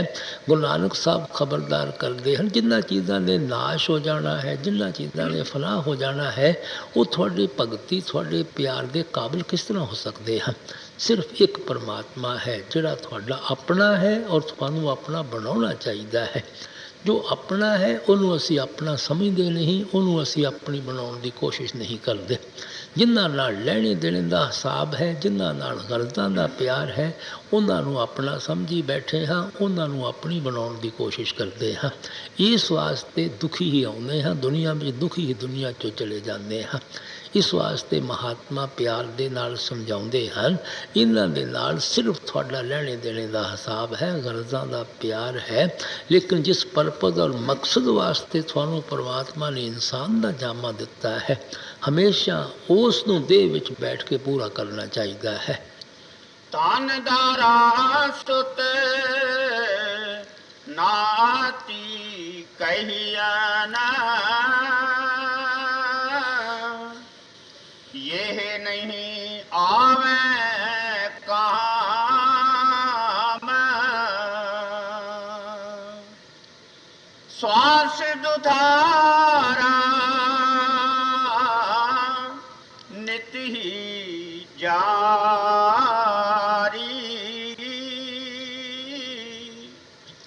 ਇੱਕ ਦਿਨ ਖਾਲੀ ਚਾਮ। ਇੱਕ ਹੋਰ ਬੜੀ ਸੁੰਦਰ ਮਿਸਾਲ ਦਿੰਦੇ ਹਨ, ਇੱਕ ਤਾਲਾਬ ਕਿਤਨਾ ਵੀ ਪਾਣੀ ਦੇ ਨਾਲ ਭਰਿਆ ਹੋਵੇ, ਤੁਸੀਂ ਇੱਕ ਨਲਕਾ ਲਗਾ ਕੇ ਖੋਲ੍ਹ ਦਿਓ, ਸਾਰਾ ਪਾਣੀ ਆਹਿਸਤਾ ਆਹਿਸਤਾ ਨਲਕੇ ਦੇ ਜ਼ਰੀਏ ਬਾਹਰ ਨਿਕਲ ਜਾਏਗਾ, ਤਾਲਾਬ ਤੁਹਾਡਾ ਖਾਲੀ ਹੋ ਜਾਏਗਾ। ਇਸੇ ਤਰ੍ਹਾਂ ਸਵਾਮੀ ਜੀ ਕਹਿੰਦੇ ਆ ਜਿਹੜਾ ਸਾਡਾ ਜਿਸਮ ਹੈ ਇਹ ਸਵਾਸਾਂ ਦਾ ਭੰਡਾਰ ਹੈ। ਜਿਤਨਾ ਚਿਰ ਸਾਨੂੰ ਇਸ ਦੇ ਅੰਦਰ ਬੈਠ ਕੇ ਸਵਾਸ ਆ ਰਹੇ ਹਨ, ਅਸੀਂ ਦੁਨੀਆ ਦੇ ਕੰਮਾਂ ਕਾਜਾਂ ਵਿੱਚ ਦੌੜੇ ਫਿਰਦੇ ਹਾਂ, ਲੇਕਿਨ ਅਸੀਂ ਭੁੱਲੇ ਬੈਠੇ ਹਾਂ ਕਿਸੇ ਵਕਤ ਤੇ ਸਵਾਸਾਂ ਦੇ ਭੰਡਾਰ ਨੇ ਖਤਮ ਹੋ ਜਾਣਾ ਹੈ। ਸਵਾਮੀ ਜੀ ਕਹਿੰਦੇ ਜ਼ਰੂਰ ਖਤਮ ਹੋ ਜਾਣਾ ਹੈ। 60 ਸਾਲ ਬਾਅਦ ਖਤਮ ਹੋ ਜਾਣ ਸਵਾਸ, 80 ਸਾਲ ਬਾਅਦ ਖਤਮ ਹੋ ਜਾਣ, ਉਸ ਵਕਤ ਕੀ ਹੋਵੇਗਾ? ਮਿੰਟਾਂ ਸਕਿੰਟਾਂ ਅੰਦਰ ਤਾਰਾਂ ਚਲੇ ਜਾਂਦੀਆਂ ਹਨ, ਟੈਲੀਫੋਨ ਖੜਕ ਜਾਂਦੇ ਹਨ, ਸਨੇਹ ਪਹੁੰਚ ਜਾਂਦੇ ਹਨ, ਯਾਰ ਦੋਸਤ ਰਿਸ਼ਤੇਦਾਰ ਭੈਣ ਭਾਈ ਯਕਦਮ ਇਕੱਠੇ ਹੋ ਜਾਂਦੇ ਹਨ। ਜਿਸ ਸਰੀਰ ਨਾਲ ਇਤਨਾ ਪਿਆਰ ਕਰਿਆ ਕਰਦੇ ਸੀ, ਉਸ ਨੂੰ ਕੋਈ ਰਾਤ ਰੱਖਣ ਨੂੰ ਤਿਆਰ ਨਹੀਂ ਹੁੰਦਾ। ਇਹ ਭੂਤ ਬਣ ਕੇ ਚਿੰਬੜ ਨਾ ਜਾਵੇ, ਇਹ ਚੁੜੇਲ ਬਣ ਕੇ ਇੱਥੇ ਹੀ ਨਾ ਕਿਤੇ ਰਹਿ ਜਾਵੇ। ਸੂਰਜ ਛੁਪਣ ਤੋਂ ਪਹਿਲਾਂ ਪਹਿਲਾਂ ਹੀ ਇਹਨੂੰ ਸੰਸਕਾਰ ਕਰ ਦੇਣਾ ਚਾਹੀਦਾ ਹੈ। ਆਪ ਫਰਮਾਉਂਦੇ ਕੋਈ ਉਸ ਨੂੰ ਅਗਨੀ ਦੇ ਸਪੁਰਦ ਕਰਕੇ ਆ ਜਾਂਦਾ ਹੈ, ਕੋਈ ਉਸ ਨੂੰ ਮਿੱਟੀ ਦੇ ਨੀਚੇ ਸਪਦੋਸ਼ ਕਰਕੇ ਆ ਜਾਂਦਾ ਹੈ, ਕੋਈ ਲੱਕੜ ਤੋੜ ਦਿੰਦਾ ਹੈ ਕਿ ਜੋ ਰਿਸ਼ਤਾ ਲੱਕੜ ਟੁੱਟ ਗਈ ਤੇਰਾ ਮੇਰਾ ਰਿਸ਼ਤਾ ਟੁੱਟ ਗਿਆ। ਮੁਸਲਮਾਨ ਲੋਕ ਜਾਂ ਈਸਾਈ ਲੋਕ ਉਸ ਖਾਕ ਦੀ ਮਿੱਠੀ ਕਬਰ ਵਿੱਚ ਪਾ ਦਿੰਦੇ ਹਨ ਕਿ ਜੋ ਮੇਰੇ ਵਾਸਤੇ ਖਾਕ ਹੈ ਉਹ ਅੱਜ ਮੇਰੇ ਜੋ ਮਿੱਟੀ ਹੈ ਮੇਰੇ ਵਾਸਤੇ ਉਹ ਮੇਰੇ ਵਾਸਤੇ ਤੂੰ ਹੈ। ਜਿਨ੍ਹਾਂ ਵਾਸਤੇ ਬੇਈਮਾਨੀਆਂ ਕੀਤੀਆਂ, ਠੱਗੀਆਂ ਕੀਤਾ, ਜ਼ਿੰਦਗੀ ਦੇ ਅਸੂਲਾਂ ਨੂੰ ਕੁਰਬਾਨ ਕੀਤਾ, ਰਾਤਾਂ ਨੂੰ ਜਾਗੇ, ਮਿਹਨਤਾਂ ਕੀਤੀਆਂ, ਦੇਖ ਲਓ ਮਿੰਟਾਂ ਸਕਿੰਟਾਂ ਅੰਦਰ ਉਹਨਾਂ ਨਾਲ ਸਾਡਾ ਰਿਸ਼ਤਾ ਟੁੱਟ ਜਾਂਦਾ ਹੈ। ਇਹ ਦੁਨੀਆ ਦਾ ਰਿਸ਼ਤਾ ਹੈ।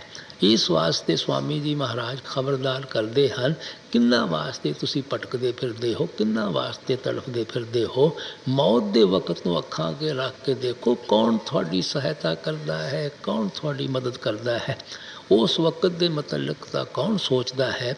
ਅਸੀਂ ਤਾਂ 24 ਘੰਟੇ ਦੇਹ ਦੇ ਈਗੋ, ਦੇਹ ਦੇ ਹੰਕਾਰ ਵਿੱਚ ਹੀ ਫਸੇ ਰਹਿੰਦੇ ਹਾਂ। ਇਹ ਵੀ ਕਦੇ ਖਿਆਲ ਨਹੀਂ ਆਉਂਦਾ ਆਖਰ ਸਰੀਰ ਵਿੱਚ ਬੈਠ ਕੇ ਹੰਕਾਰ ਕਿਸ ਚੀਜ਼ ਦਾ ਕਰਦੇ ਹਾਂ, ਗਰੂਰ ਕਿਸ ਚੀਜ਼ ਦਾ ਕਰਦੇ ਹਾਂ।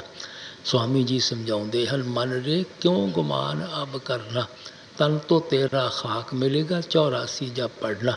ਕਿਹੜੀ ਚੀਜ਼ ਦਾ ਹੰਕਾਰ ਕਰਦੇ ਹੋ, ਜਿਸਮ ਦਾ? ਇਹਨੇ ਤਾਂ ਜਾਂ ਅਗਨੀ ਦੇ ਸਪੁਰਦ ਹੋ ਕੇ ਮਿੱਟੀ ਹੋ ਜਾਣਾ ਹੈ ਜਾਂ ਮਿੱਟੀ ਦੇ ਸਪੁਰਦ ਹੋ ਕੇ ਮਿੱਟੀ ਹੋ ਜਾਣਾ ਹੈ।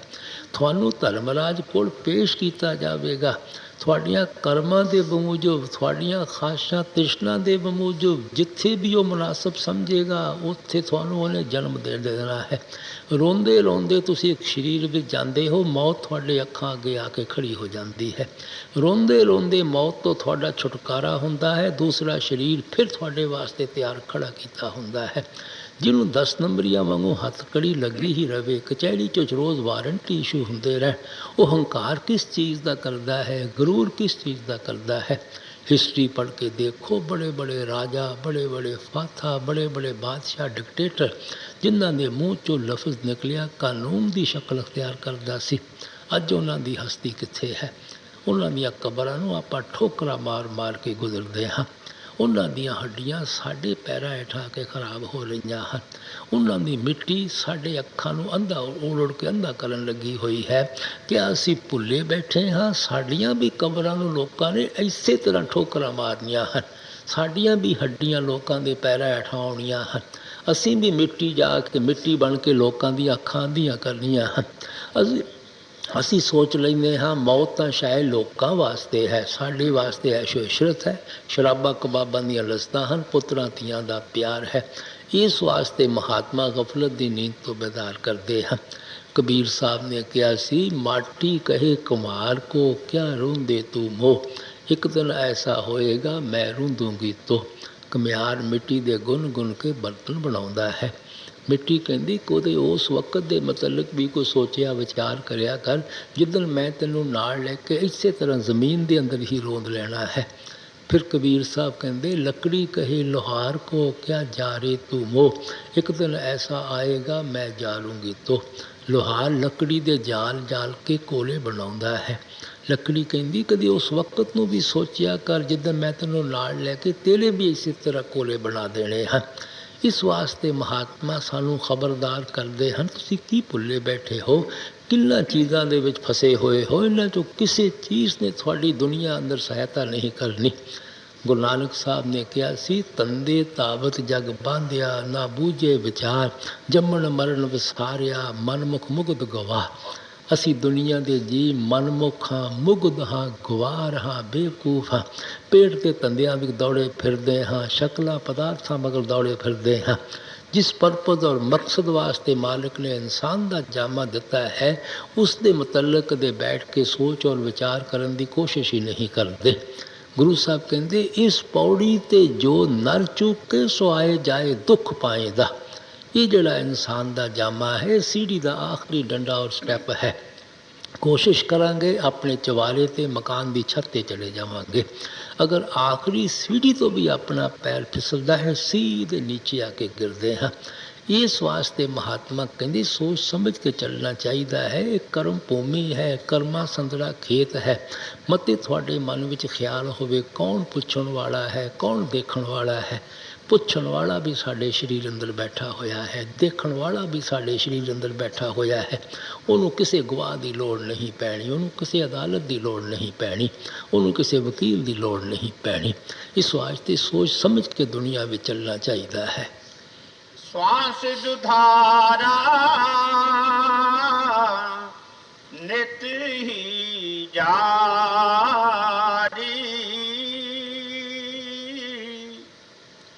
ਇੱਕ ਦਿਨ ਖਾਲੀ ਚਾਮ, ਮਸ਼ਕ ਸਮਾਨ ਜਾਨ ਇਹ ਦੇਹੀ, ਬਹਿਤੀ ਆਠੋਂ ਜਾਮ। ਆਪ ਇੱਕ ਹੋਰ ਬੜੀ ਸੁੰਦਰ ਮਿਸਾਲ ਦਿੰਦੇ ਹਨ। ਪਹਾੜਾਂ ਵਿੱਚ ਰਹਿਣ ਵਾਲਿਆਂ ਲੋਕਾਂ ਨੇ ਦੇਖਿਆ ਹੋਵੇਗਾ, ਖੱਡਾਂ ਅਬੂਰ ਕਰਨ ਵਾਸਤੇ ਇੱਕ ਚਮੜੇ ਦੀ ਮਸ਼ਕ ਹੁੰਦੀ ਹੈ, ਉਹਦੇ ਅੰਦਰ ਹਵਾ ਭਰੀ ਹੋਈ ਹੁੰਦੀ ਹੈ। ਲੋਕ ਉਸ ਮਸ਼ਕ ਦਾ ਆਸਰਾ ਲੈ ਕੇ ਇੱਕ ਕਿਨਾਰੇ ਤੋਂ ਦੂਸਰੇ ਕਿਨਾਰੇ ਪਾਣੀ ਦੇ ਲੱਗ ਜਾਂਦੇ ਹਨ। ਅਗਰ ਉਸ ਮਸ਼ਕ 'ਚੋਂ ਹਵਾ ਨਿਕਲ ਜਾਵੇ, ਉਹ ਮਸ਼ਕ ਵੀ ਪਾਣੀ ਦੀ ਤਹਿ ਵਿੱਚ ਬੈਠ ਜਾਂਦੀ ਹੈ। ਜਿਹੜਾ ਮਸ਼ਕ ਦਾ ਆਸਰਾ ਲੈ ਕੇ ਕਰਦਾ ਹੈ, ਉਹ ਵੀ ਗੋਤੇ ਖਾਣੇ ਸ਼ੁਰੂ ਕਰ ਦਿੰਦਾ ਹੈ, ਉਹ ਵੀ ਪਾਣੀ ਦੀ ਤਹਿ ਵਿੱਚ ਬੈਠ ਜਾਂਦਾ ਹੈ। ਸਵਾਮੀ ਜੀ ਮਿਸਾਲ ਦੇ ਕੇ ਸਮਝਾਉਂਦੇ ਹਨ, ਸਾਡਾ ਜਿਸਮ ਵੀ ਇੱਕ ਕਿਸਮ ਦੀ ਮਸ਼ਕ ਦੀ ਮਾਫਕ ਹੈ, ਕਿਉਂਕਿ ਇਹਦੇ ਅੰਦਰ ਵੀ ਸਵਾਸਾਂ ਦੀ ਹਵਾ ਭਰੀ ਹੋਈ ਹੈ। ਔਰ ਇਹ ਜਿਹੜੀ ਹਵਾ ਹੈ 70 ਸਾਲ ਤੱਕ ਰਹਿ ਸਕਦੀ ਹੈ, 80 ਸਾਲ ਤੱਕ ਰਹਿ ਸਕਦੀ ਹੈ। ਅਖੀਰ ਤਾਂ ਇਸ ਮਸ਼ਕ 'ਚੋਂ ਹਵਾ ਨਿਕਲ ਹੀ ਜਾਣੀ ਹੈ। ਸੋ ਸਾਡੀ ਹਸਤੀ ਤਾਂ ਉਸ ਵਕਤ ਖਤਮ ਹੋ ਹੀ ਜਾਂਦੀ ਹੈ, ਲੇਕਿਨ ਜਿਹੜਾ ਸਾਡਾ ਆਸਰਾ ਲੈ ਕੇ ਜ਼ਿੰਦਗੀ ਗੁਜ਼ਾਰਨ ਦੀ ਕੋਸ਼ਿਸ਼ ਕਰਦੇ ਹਨ, ਉਹ ਵੀ ਘਬਰਾ ਜਾਂਦੇ ਹਨ, ਉਹ ਵੀ ਰੋਣਾ ਪਿੱਟਣਾ ਸ਼ੁਰੂ ਕਰ ਦਿੰਦੇ ਹਨ। ਇਸ ਵਾਸਤੇ ਸਵਾਮੀ ਜੀ ਖਬਰਦਾਰ ਕਰਦੇ ਹਨ, ਭਰਾਵਾ ਇਸ ਮਸ਼ਕ 'ਚੋਂ ਜ਼ਰੂਰ ਹਵਾ ਨਿਕਲ ਜਾਣੀ ਚਾਹੀਦੀ ਹੈ। ਹਵਾ ਨਿਕਲ ਜਾਵੇਗੀ। ਤੂੰ ਉਸ ਹਵਾ ਨਿਕਲਣ ਤੋਂ ਪਹਿਲਾਂ ਜਿਸ ਪਰਪਸ ਵਾਸਤੇ ਮਾਲਿਕ ਨੇ ਤੈਨੂੰ ਇਨਸਾਨ ਦਾ ਜਾਮਾ ਦਿੱਤਾ ਹੈ, ਦੇਹ ਵਿੱਚ ਬੈਠ ਕੇ ਉਸ ਨੂੰ ਪੂਰਾ ਕਰ ਲੈਣਾ ਚਾਹੀਦਾ ਹੈ। ਮਾਲਿਕ ਦੀ ਖੋਜ ਕਰ ਲੈਣੀ ਚਾਹੀਦੀ ਹੈ, ਮਾਲਿਕ ਦੀ ਭਗਤੀ ਕਰ ਲੈਣੀ ਚਾਹੀਦੀ ਹੈ। ਮਸ਼ਕ ਸਮਾਨ ਜਾਨ ਇਹ ਦੇਹੀ, ਬਹਿਤੀ ਆਠੋਂ ਜਾਮ।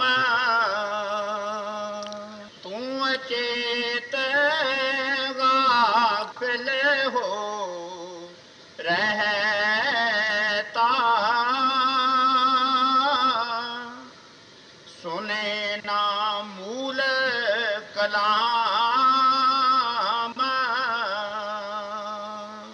ਪਰ ਸੰਤ ਮਹਾਤਮਾ ਕੇਵਲ ਸਾਡੀ ਹਾਲਤ ਹੀ ਬਿਆਨ ਕਰਨ ਵਾਸਤੇ ਨਹੀਂ ਆਉਂਦੇ, ਸਾਡੇ 'ਤੇ ਤਰਸ ਖਾਣ ਵਾਸਤੇ ਹੀ ਨਹੀਂ ਆਉਂਦੇ। ਸਾਨੂੰ ਇੱਥੋਂ ਨਿਕਲਣ ਦਾ ਕੋਈ ਤਰੀਕਾ ਵੀ ਦੱਸਦੇ ਹਨ, ਕੋਈ ਰਸਤਾ ਵੀ ਸਮਝਾਉਂਦੇ ਹਨ। ਆਪ ਫਰਮਾਉਂਦੇ ਹਨ, ਜਿਸ ਪਰਮਾਤਮਾ ਨੂੰ ਮਿਲਣਾ ਹੈ, ਜਿਸ ਪਰਮਾਤਮਾ ਨੂੰ ਮਿਲ ਕੇ ਸਾਡਾ ਦੇਹ ਦੀਆਂ ਬੰਧਨਾਂ ਤੋਂ ਛੁਟਕਾਰਾ ਹੋਣਾ ਹੈ, ਉਹ ਪਰਮਾਤਮਾ ਕਿਤੇ ਬਾਹਰ ਨਹੀਂ ਹੈ, ਉਹ ਸਾਡੇ ਸਰੀਰ ਦੇ ਅੰਦਰ ਹੈ, ਸਾਡੀ ਦੇਹ ਔਰ ਸਾਡੇ ਵਜੂਦ ਦੇ ਅੰਦਰ ਹੈ। ਜਿਸ ਨੂੰ ਮਿਲਿਆ ਆਪਣੇ ਅੰਦਰੋਂ ਮਿਲਿਆ ਹੈ, ਔਰ ਜਿਸ ਨੂੰ ਕਦੇ ਮਿਲੇਗਾ ਆਪਣੇ ਅੰਦਰੋਂ ਮਿਲੇਗਾ। ਅਗਰ ਕੋਈ ਲੈਬੋਰੇਟਰੀ ਹੈ ਜਿਸ ਦੇ ਅੰਦਰ ਜਾ ਕੇ ਅਸੀਂ ਰਿਸਰਚ ਕਰਨੀ ਹੈ, ਖੋਜ ਕਰਨੀ ਹੈ ਜਾਂ ਭਗਤੀ ਔਰ ਪੂਜਾ ਕਰਨੀ ਹੈ, ਸਿਰਫ ਸਾਡਾ ਸਰੀਰ, ਸਾਡੀ ਦੇਹ ਔਰ ਸਾਡਾ ਵਜੂਦ ਹੈ। ਸਾਡਾ ਰੂਹਾਨੀ ਸਫ਼ਰ ਪੈਰਾਂ ਦੇ ਤਲਿਆਂ ਤੋਂ ਲੈ ਕੇ ਸਿਰ ਦੀ ਚੋਟੀ ਤੱਕ ਹੈ। ਇਹ ਸਫ਼ਰ ਦੀਆਂ ਦੋ ਮੰਜ਼ਿਲਾਂ ਹਨ, ਇੱਕ ਅੱਖਾਂ ਤੱਕ ਹੈ, ਇੱਕ ਅੱਖਾਂ ਤੋਂ ਉੱਪਰ ਹੈ। ਅੱਖਾਂ ਤੋਂ ਨੀਚੇ ਇੰਦਰੀਆਂ ਦੇ ਭੋਗ ਹਨ, ਵਿਸ਼ਿਆਂ, ਵਕਾਰਾਂ, ਸ਼ਰਾਬਾਂ, ਕਬਾਬਾਂ ਦੀਆਂ ਲਸਤਾਂ ਹਨ। ਮਾਲਿਕ ਨੇ ਸਾਡੇ ਘਰ ਦਾ ਜਿਹੜਾ ਰਸਤਾ ਹੈ ਉਹ ਅੱਖਾਂ ਦੇ ਪਿੱਛੇ ਲਗਾਇਆ ਹੋਇਆ ਹੈ। ਸੋ ਇਹ ਸਾਡੇ ਘਰ ਦਾ ਦਰਵਾਜ਼ਾ ਹੈ। ਜਿਤਨਾ ਚਿਰ ਇਹ ਸਾਡੇ ਘਰ ਦਾ ਦਰਵਾਜ਼ਾ ਨਹੀਂ ਖੁੱਲ੍ਹਦਾ, ਅਸੀਂ ਆਪਣੇ ਘਰ ਦੇ ਅੰਦਰ ਕਦੇ ਦਾਖਲ ਨਹੀਂ ਹੋ ਸਕਦੇ। ਇਸ ਘਰ ਦੇ ਦਰਵਾਜ਼ੇ ਦੀ ਸਵਾਮੀ ਜੀ ਨਿਸ਼ਾਨੀ ਕੀ ਦੱਸਦੇ ਹਨ ਕਿ ਇਸ ਨੁਕਤੇ ਔਰ ਪੁਆਇੰਟ 'ਤੇ ਮੂਲ ਕਲਾਮ, ਕਿ ਜਿਹੜੀ ਸਭ ਤੋਂ ਉੱਚੀ ਔਰ ਸੁਰੀਲੀ ਆਵਾਜ਼ ਹੈ, ਮਾਲਕ ਦੀ ਦਰਗਾਹ ਤੋਂ ਉੱਠ ਕੇ ਇੱਥੇ ਦਿਨ ਰਾਤ ਤੁਨਕਾਰਾਂ ਦੇਣ ਲੱਗੀ ਹੋਈ ਹੈ। ਮੈਂ ਹਮੇਸ਼ਾ ਅਰਜ਼ ਕਰਦਾ ਹਾਂ ਕਿ ਜਿਤਨੇ ਵੀ ਆਪਣੇ ਮਜ਼ਹਬ ਹਨ, ਇਹਨਾਂ ਦੇ ਰਸਮੋ ਰਿਵਾਜ ਜ਼ਰੂਰ ਆਪੋ ਆਪਣੇ ਹਨ, ਕਿਉਂਕਿ ਸਾਡੀ ਜ਼ਰੂਰਤ ਦੇ ਮੁਤਾਬਕ ਅਸੀਂ ਖੁਦ ਪੈਦਾ ਕੀਤੇ ਹੋਏ ਹਨ। ਲੇਕਿਨ ਜਿਹੜੀ ਰੂਹਾਨੀਅਤ ਹੈ, ਅਸਲੀਅਤ ਹੈ, ਹਕੀਕਤ ਹੈ, ਐਸੈਂਸ ਆਫ ਟਰੁਥ ਹੈ, ਬੇਸ ਆਫ ਸਪਿਰਿਚੁਅਲਿਟੀ ਹੈ, ਉਹ ਹਰ ਇੱਕ ਮਜ਼ਹਬ ਦੀ ਤਹਿ ਦੇ ਅੰਦਰ ਇੱਕੋ ਹੀ ਚੀਜ਼ ਹੈ। ਮਹਾਤਮਾ ਕੇਵਲ ਦੁਨੀਆ ਅੰਦਰ ਉਸ ਰੂਹਾਨੀਅਤ ਦਾ ਪ੍ਰਚਾਰ ਕਰਨ ਵਾਸਤੇ ਆਉਂਦੇ ਹਨ। ਜਿਤਨਾ ਚਿਰ ਅਸੀਂ ਉਸ ਰੂਹਾਨੀਅਤ ਦੇ ਰੰਗ ਵਿੱਚ ਨਹੀਂ ਰੰਗੇ ਜਾਂਦੇ, ਅਸੀਂ ਕਿਸੇ ਕੌਮ, ਕਿਸੇ ਮਜ਼ਹਬ, ਕਿਸੇ ਮੁਲਕ, ਕਿਸੇ ਵਕਤ ਕਿਉਂ ਨਾ ਆਈਏ, ਸਾਡਾ ਦੇਹ ਦੀਆਂ ਬੰਧਨਾਂ ਤੋਂ ਕਦੇ ਵੀ ਛੁਟਕਾਰਾ ਨਹੀਂ ਹੋ ਸਕਦਾ। ਉਸ ਰੂਹਾਨੀਅਤ ਨੂੰ ਮੁਖਤਲਿਫ ਮਹਾਤਮਾ ਨੇ ਮੁਖਤਲਿਫ ਕੌਮਾਂ, ਮਜ਼ਹਬਾਂ, ਮੁਲਕਾਂ ਅੰਦਰ ਬੈਠ ਕੇ ਮੁਖਤਲਿਫ ਲਫ਼ਜ਼ਾਂ ਦੇ ਜ਼ਰੀਏ ਸਮਝਾਉਣ ਦੀ ਕੋਸ਼ਿਸ਼ ਕੀਤੀ ਹੈ। ਸਵਾਮੀ ਜੀ ਉਸ ਨੂੰ ਇੱਥੇ ਮੂਲ ਕਲਾਮ ਕਹਿੰਦੇ ਹਨ। ਆਮ ਤੌਰ 'ਤੇ ਸ਼ਬਦ ਔਰ ਨਾਮ ਕਹਿ ਕੇ ਯਾਦ ਕਰਦੇ ਹਨ। ਆਮ ਸੰਤਾਂ ਮਹਾਤਮਾ ਨੇ ਹਿੰਦੁਸਤਾਨ 'ਚ ਸ਼ਬਦ ਔਰ ਨਾਮ ਕਿਹਾ ਹੈ। ਗੁਰੂ ਘਰ ਨੇ ਗੁਰ ਕੀ ਬਾਣੀ, ਤੁਰ ਕੀ ਬਾਣੀ, ਸੱਚੀ ਬਾਣੀ, ਅਮਰ ਹੁਕਮ, ਕਥ ਕਥਾ, ਹਰੀ ਕੀਰਤਨ, ਹੋਰ ਕਈ ਲਫ਼ਜ਼ਾਂ ਨਾਲ ਵੀ ਯਾਦ ਕੀਤਾ ਹੈ। ਮੁਸਲਮਾਨ ਫਕੀਰਾਂ ਨੇ ਕਲਮਾ, ਬਾਂਗੇ ਸਮਾਨੀ, ਕਲਾਮੇ ਇਲਾਹੀ, ਨਦਾਏ ਸੁਲਤਾਨੀ, ਹੋਰ ਕਈ ਲਫ਼ਜ਼ਾਂ ਨਾਲ ਯਾਦ ਕੀਤਾ ਹੈ। ਰਿਸ਼ੀਆਂ ਮੁਨੀਆਂ ਨੇ ਉਸ ਨੂੰ ਆਕਾਸ਼ ਬਾਣੀ ਕਹਿ ਦਿੱਤਾ ਹੈ, ਰਾਮ ਨਾਮ, ਰਾਮ ਧੁਨ ਕਹਿ ਦਿੱਤਾ ਹੈ, ਨਿਰਮਲ ਨਾਦ ਕਹਿ ਦਿੱਤਾ ਹੈ, ਦਿव्य ਧੁਨੀ ਕਹਿ ਦਿੱਤਾ ਹੈ, ਹੋਰ ਕਈ ਲਫ਼ਜ਼ਾਂ ਨਾਲ ਯਾਦ ਕੀਤਾ ਹੈ। ਇਸੇ ਤਰ੍ਹਾਂ ਕ੍ਰਾਈਸਟ ਨੇ ਵਰਡ ਕਹਿ ਦਿੱਤਾ, ਲੋਗਾਸ ਕਹਿ ਦਿੱਤਾ, ਸਪਿਰਿਟ ਕਹਿ ਦਿੱਤਾ, ਹੋਲੀ ਗੋਸਟ ਕਹਿ ਦਿੱਤਾ, ਨੇਮ ਕਹਿ ਦਿੱਤਾ, ਹੋਰ ਕਿਸੇ ਲਫ਼ਜ਼ ਨਾਲ ਯਾਦ ਕੀਤਾ ਹੋਵੇਗਾ। ਸਾਡਾ ਲਫ਼ਜ਼ਾਂ ਨਾਲ ਕੋਈ ਬਹਿਸ ਮੁਬਾਸਾ ਨਹੀਂ ਹੈ। ਅਸੀਂ ਤਾਂ ਉਸ ਨੁਕਤੇ ਔਰ ਪੁਆਇੰਟ 'ਤੇ ਆਪਣੇ ਖਿਆਲ ਨੂੰ ਜਿਸਮ ਦੇ ਅੰਦਰ ਇਕੱਠਾ ਕਰਨਾ ਹੈ, ਜਿੱਥੇ ਦਾਤਾ ਦਾਤ ਦੇ ਰਿਹਾ ਹੈ, ਜਿੱਥੇ ਪਰਮਾਤਮਾ ਬਖਸ਼ਿਸ਼ ਕਰਨ ਲੱਗਾ ਹੋਇਆ ਹੈ। ਉਹ ਕਿਹੜੀ ਜਗ੍ਹਾ ਹੈ? ਉਹ ਸਾਡੇ ਅੱਖਾਂ ਦੇ ਪਿੱਛੇ ਹੈ। ਇਸੇ ਵਾਸਤੇ ਗੁਰੂ ਨਾਨਕ ਸਾਹਿਬ ਨੇ ਕਿਹਾ ਸੀ, 9 ਦਰਵਾਜ਼ੇ ਨਵੇਂ ਦਰ ਫੀਕੇ, ਰਸ ਅੰਮ੍ਰਿਤ 10ਵੀਂ 'ਚ ਵਿਜੇ। ਅੱਖਾਂ ਤੋਂ ਨੀਚੇ ਨੀਚੇ ਭਰਾਵਾ ਇੰਦਰੀਆਂ ਦੇ ਭੋਗ ਹਨ, ਵਿਸ਼ਿਆਂ, ਵਕਾਰਾਂ, ਸ਼ਰਾਬਾਂ, ਕਬਾਬਾਂ ਦੀ ਰਸਤਾਂ ਹਨ।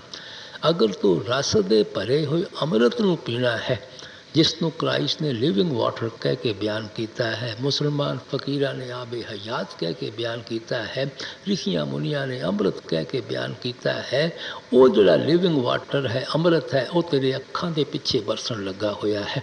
ਜਿਸ ਅੰਮ੍ਰਿਤ ਨੂੰ ਪੀ ਕੇ ਅਸੀਂ ਅਮਰ ਹੋਣਾ ਹੈ, ਉਹ ਅੰਮ੍ਰਿਤ ਕਿਤੇ ਬਾਹਰੋਂ ਕਿਸੇ ਨੂੰ ਨਹੀਂ ਮਿਲਦਾ।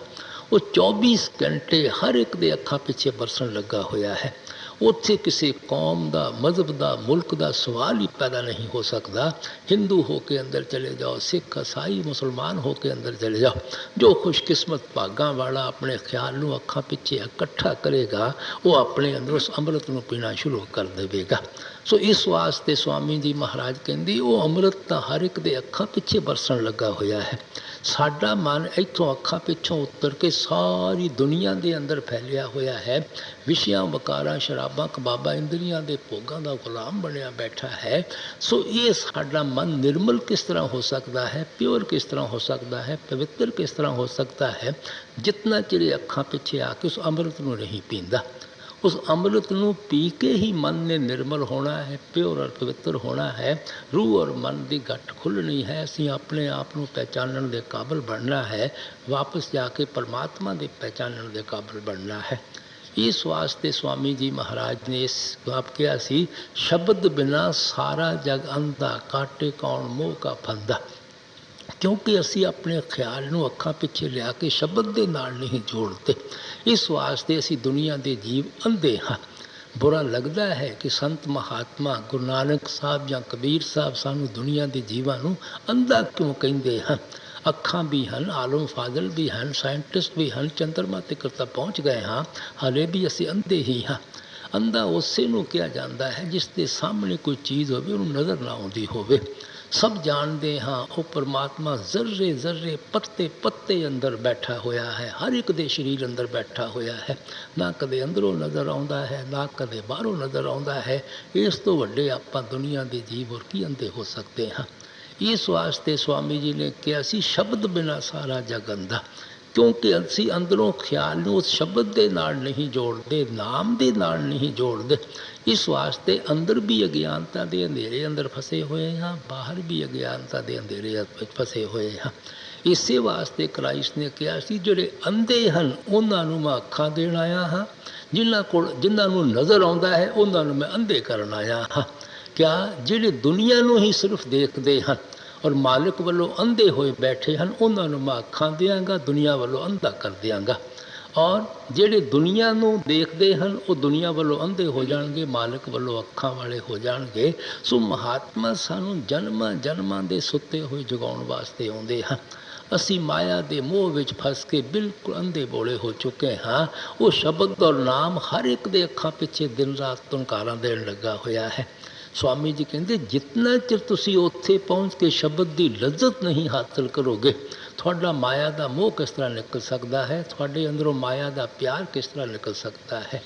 ਇਸ ਵਾਸਤੇ ਹਰ ਇੱਕ ਮਹਾਤਮਾ ਸਾਡੇ ਅੰਦਰ ਉਸ ਸ਼ਬਦ ਦੀ ਕਮਾਈ ਕਰਨ ਦਾ ਸ਼ੌਕ ਪੈਦਾ ਕਰਦਾ ਹੈ, ਨਾਮ ਦੀ ਕਮਾਈ ਕਰਨ ਦਾ ਪਿਆਰ ਪੈਦਾ ਕਰਦਾ ਹੈ। ਕਿਸੇ ਮਹਾਤਮਾ ਦੀ ਬਾਣੀ ਪੜ੍ਹ ਕੇ ਦੇਖੋ, ਪੱਤਰਾ ਪੱਤਰਾ ਤੁਕ ਤੁਕ ਉਸ ਸ਼ਬਦ ਦੀ ਮਹਿਮਾ ਕਰਦੀ ਹੈ, ਨਾਮ ਦੀ ਮਹਿਮਾ ਕਰਦੀ ਹੈ। ਸਵਾਮੀ ਜੀ ਕਹਿੰਦੇ ਗੁਰ ਕਹੇ ਖੋਲ ਕਰ ਪਾਈ, ਲਗ ਸ਼ਬਦ ਅਨਾਹਤ ਜਾਈ, ਬਿਨ ਸ਼ਬਦ ਅਪਾਓ ਨਾ ਦੂਜਾ, ਕਾਇਆ ਕਾ ਛੁਟੇ ਨਾ ਕੂਜਾ। ਸ਼ਬਦ ਔਰ ਨਾਮ ਦੀ ਕਮਾਈ ਤੋਂ ਬਗੈਰ ਕੋਈ ਉਪਾਅ ਔਰ ਤਰੀਕਾ ਕਰ ਲਓ, ਤੁਹਾਡਾ ਦੇਹ ਦੇ ਬੰਧਨਾਂ ਤੋਂ ਕਦੇ ਛੁਟਕਾਰਾ ਨਹੀਂ ਹੋ ਸਕਦਾ। ਗੁਰੂ ਨਾਨਕ ਸਾਹਿਬ ਕਹਿੰਦੇ ਸ਼ਬਦ ਮਰੇ ਸੋ ਮਰ ਰਹੇ, ਫਿਰ ਮਰੇ ਨਾ ਦੂਜੀ ਵਾਰ।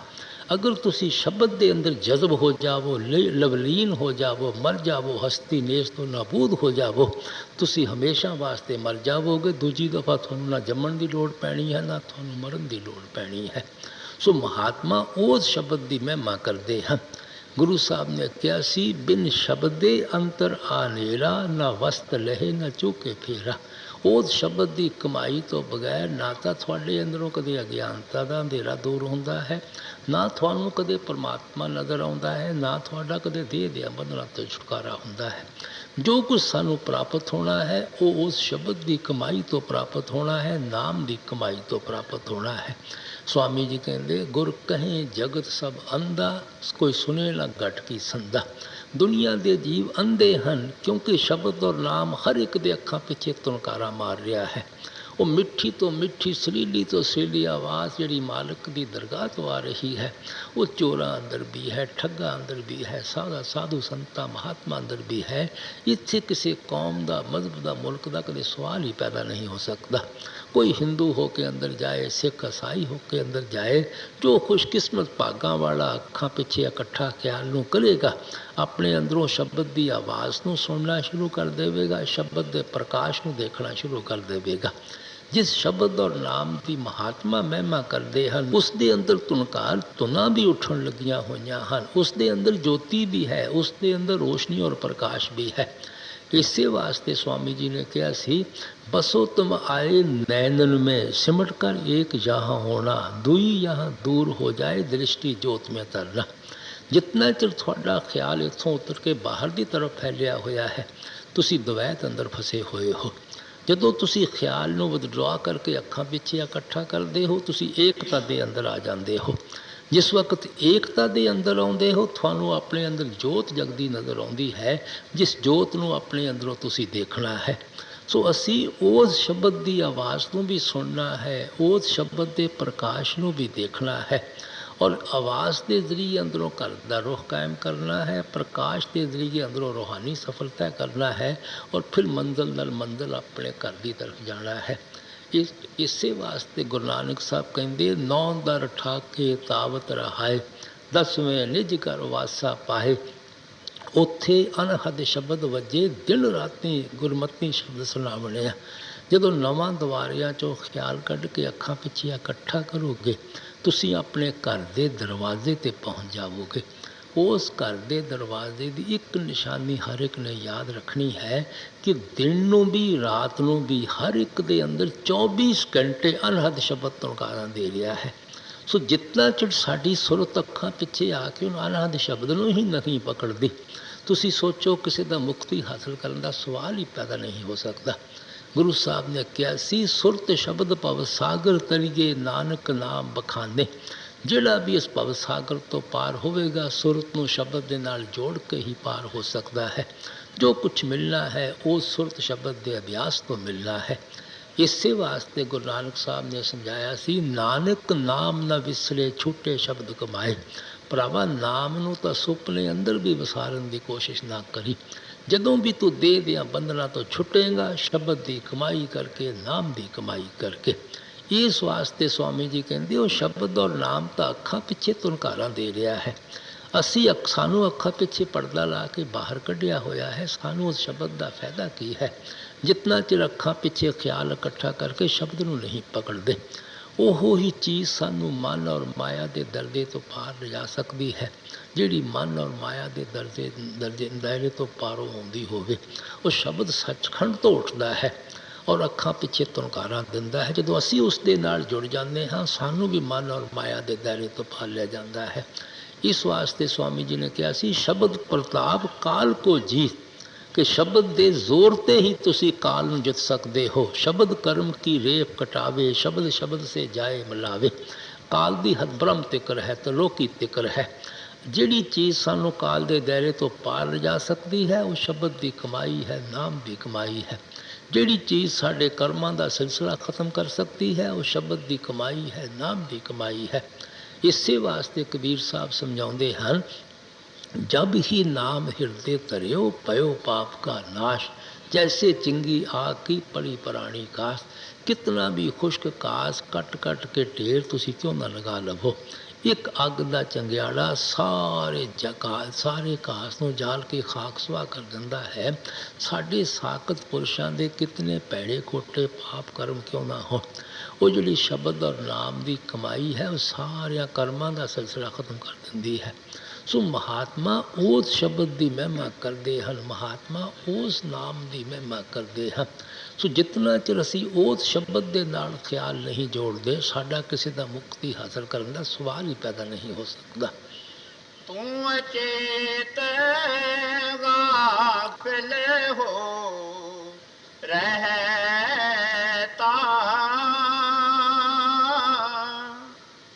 ਸੁਨੇ ਨਾ ਮੂਲ ਕਲਾਮ,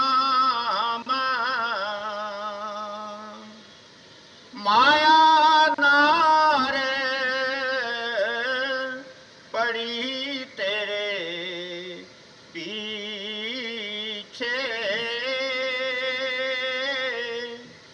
ਕਿਉਂ ਨਹੀਂ ਛੋੜਤ ਕਾਮ।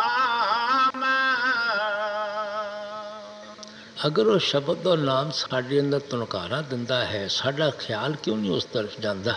ਸਵਾਮੀ ਜੀ ਫਰਮਾਉਂਦੇ ਹਨ, ਕਿਉਂਕਿ ਸਭ ਦੁਨੀਆ ਦੇ ਜੀਵ ਅਸੀਂ ਮਾਇਆ ਦੇ ਜਾਲ ਵਿੱਚ ਫਸ ਕੇ ਮੋਹ ਦੀ ਮਿੱਠੀ ਨੀਂਦ ਸੁੱਤੇ ਹੋਏ ਹਾਂ।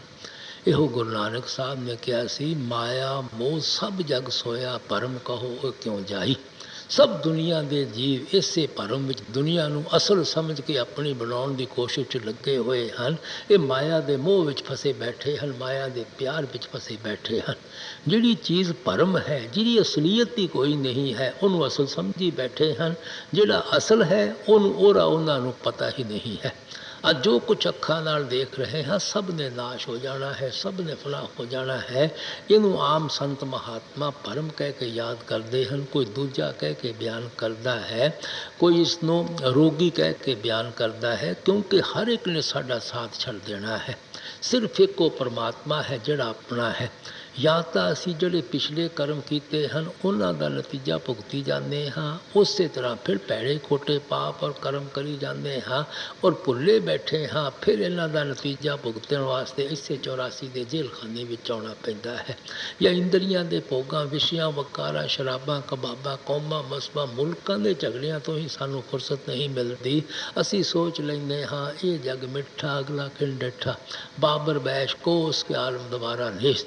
ਸ਼ਾਇਦ ਪਰਮਾਤਮਾ ਨੇ ਇਨਸਾਨ ਦਾ ਜਾਮਾ ਇਹੋ ਐਸ਼ੋ ਇਸ਼ਰਤ ਜਾਂ ਕੌਮਾਂ, ਮਸਬਾਂ, ਮੁਲਕਾਂ ਦੇ ਝਗੜਿਆਂ ਵਾਸਤੇ ਬਖਸ਼ਿਆ ਹੈ।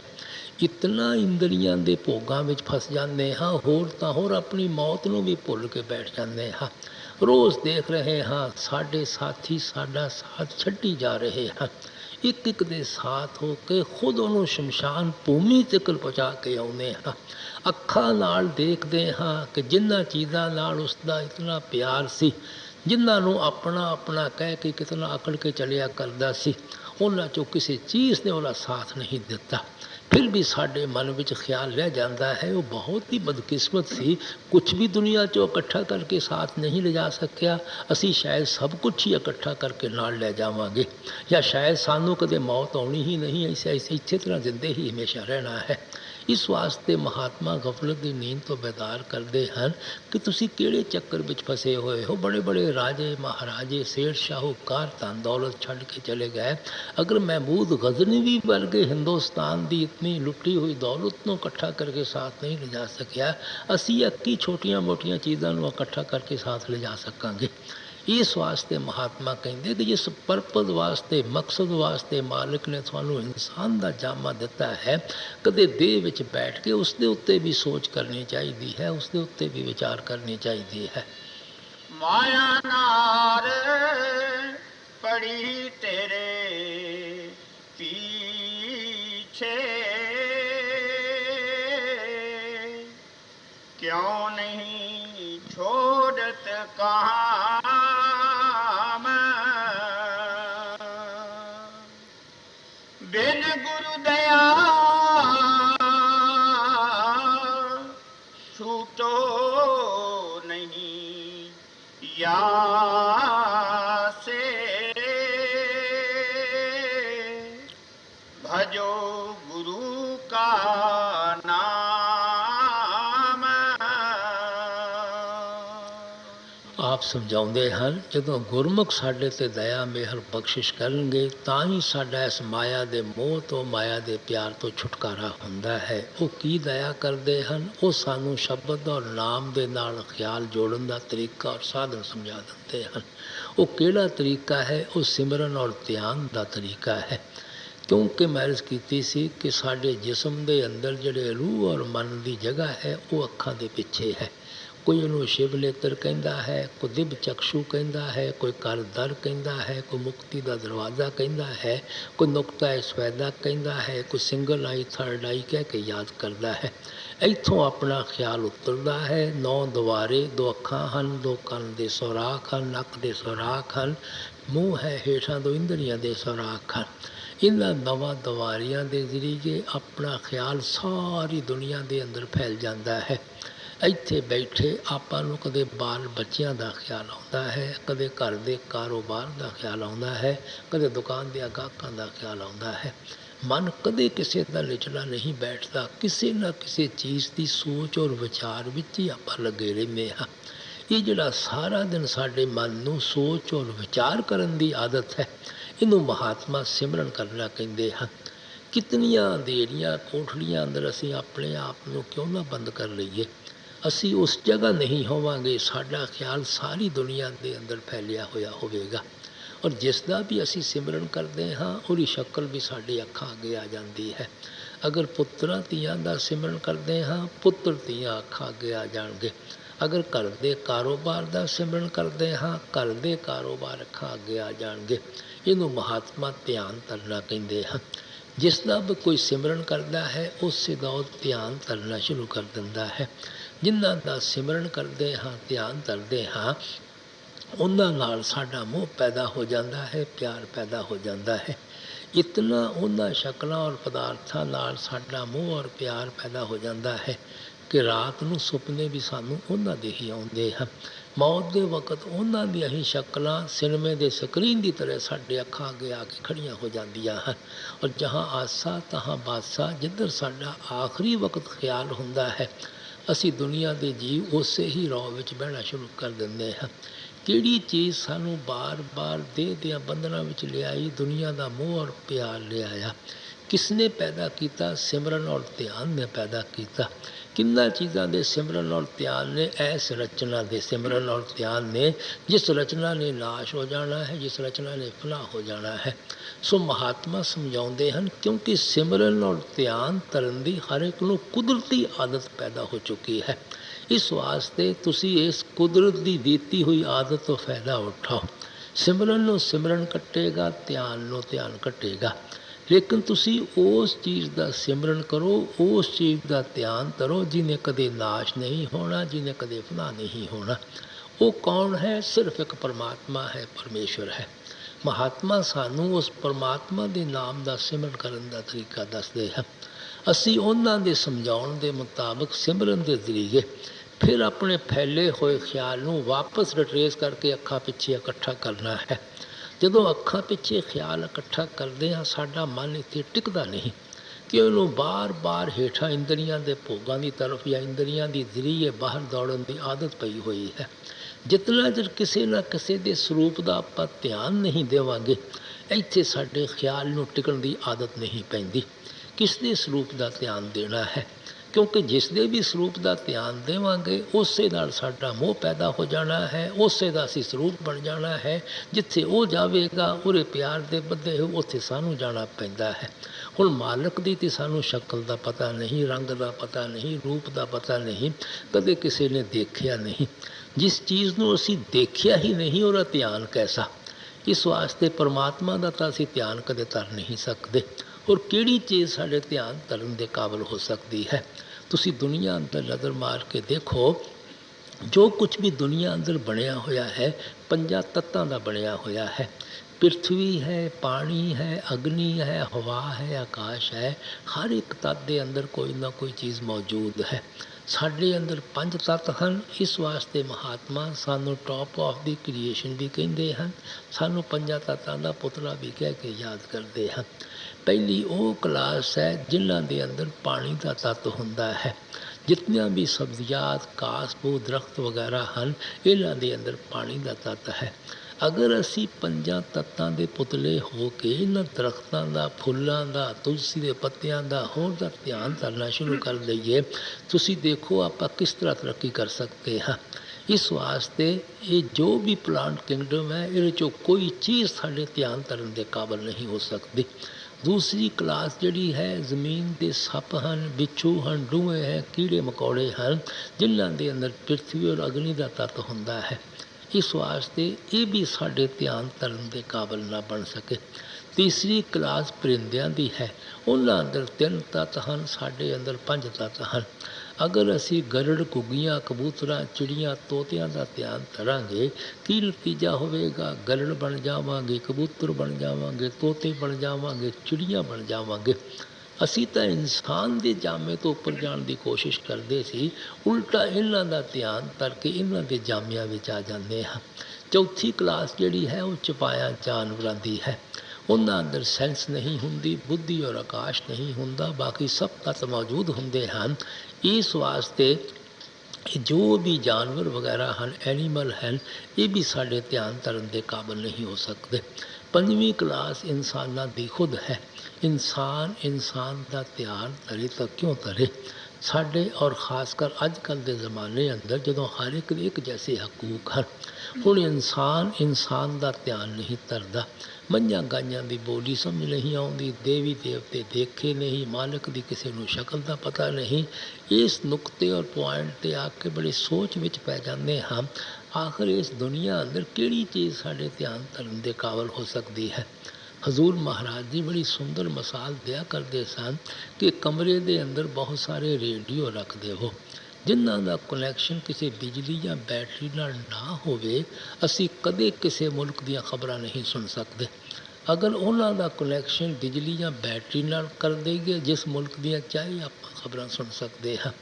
ਅਸੀਂ ਉਹਨਾਂ ਮਾਲਕ ਦੇ ਭਗਤਾਂ ਔਰ ਪਿਆਰਿਆਂ ਦੇ ਸਰੂਪ ਦਾ ਧਿਆਨ ਧਰਨਾ ਹੈ, ਜਿਨ੍ਹਾਂ ਦੀ ਲਿਵ, ਜਿਨ੍ਹਾਂ ਦਾ ਖਿਆਲ ਉਸ ਮਾਲਕ ਦੇ ਨਾਲ ਜੁੜਿਆ ਹੋਇਆ ਹੈ। ਅਸੀਂ ਉਹਨਾਂ ਦੇ ਸਰੂਪ ਦਾ ਧਿਆਨ ਧਰਦੇ ਹਾਂ। ਉਹਨਾਂ ਨੇ ਆਪਣੇ ਭਗਤੀ ਔਰ ਪਿਆਰ ਦੇ ਬੱਧੇ ਹੋਏ ਵਾਪਸ ਜਾ ਕੇ ਪਰਮਾਤਮਾ ਦੇ ਅੰਦਰ ਸਮਾ ਜਾਣਾ ਹੈ।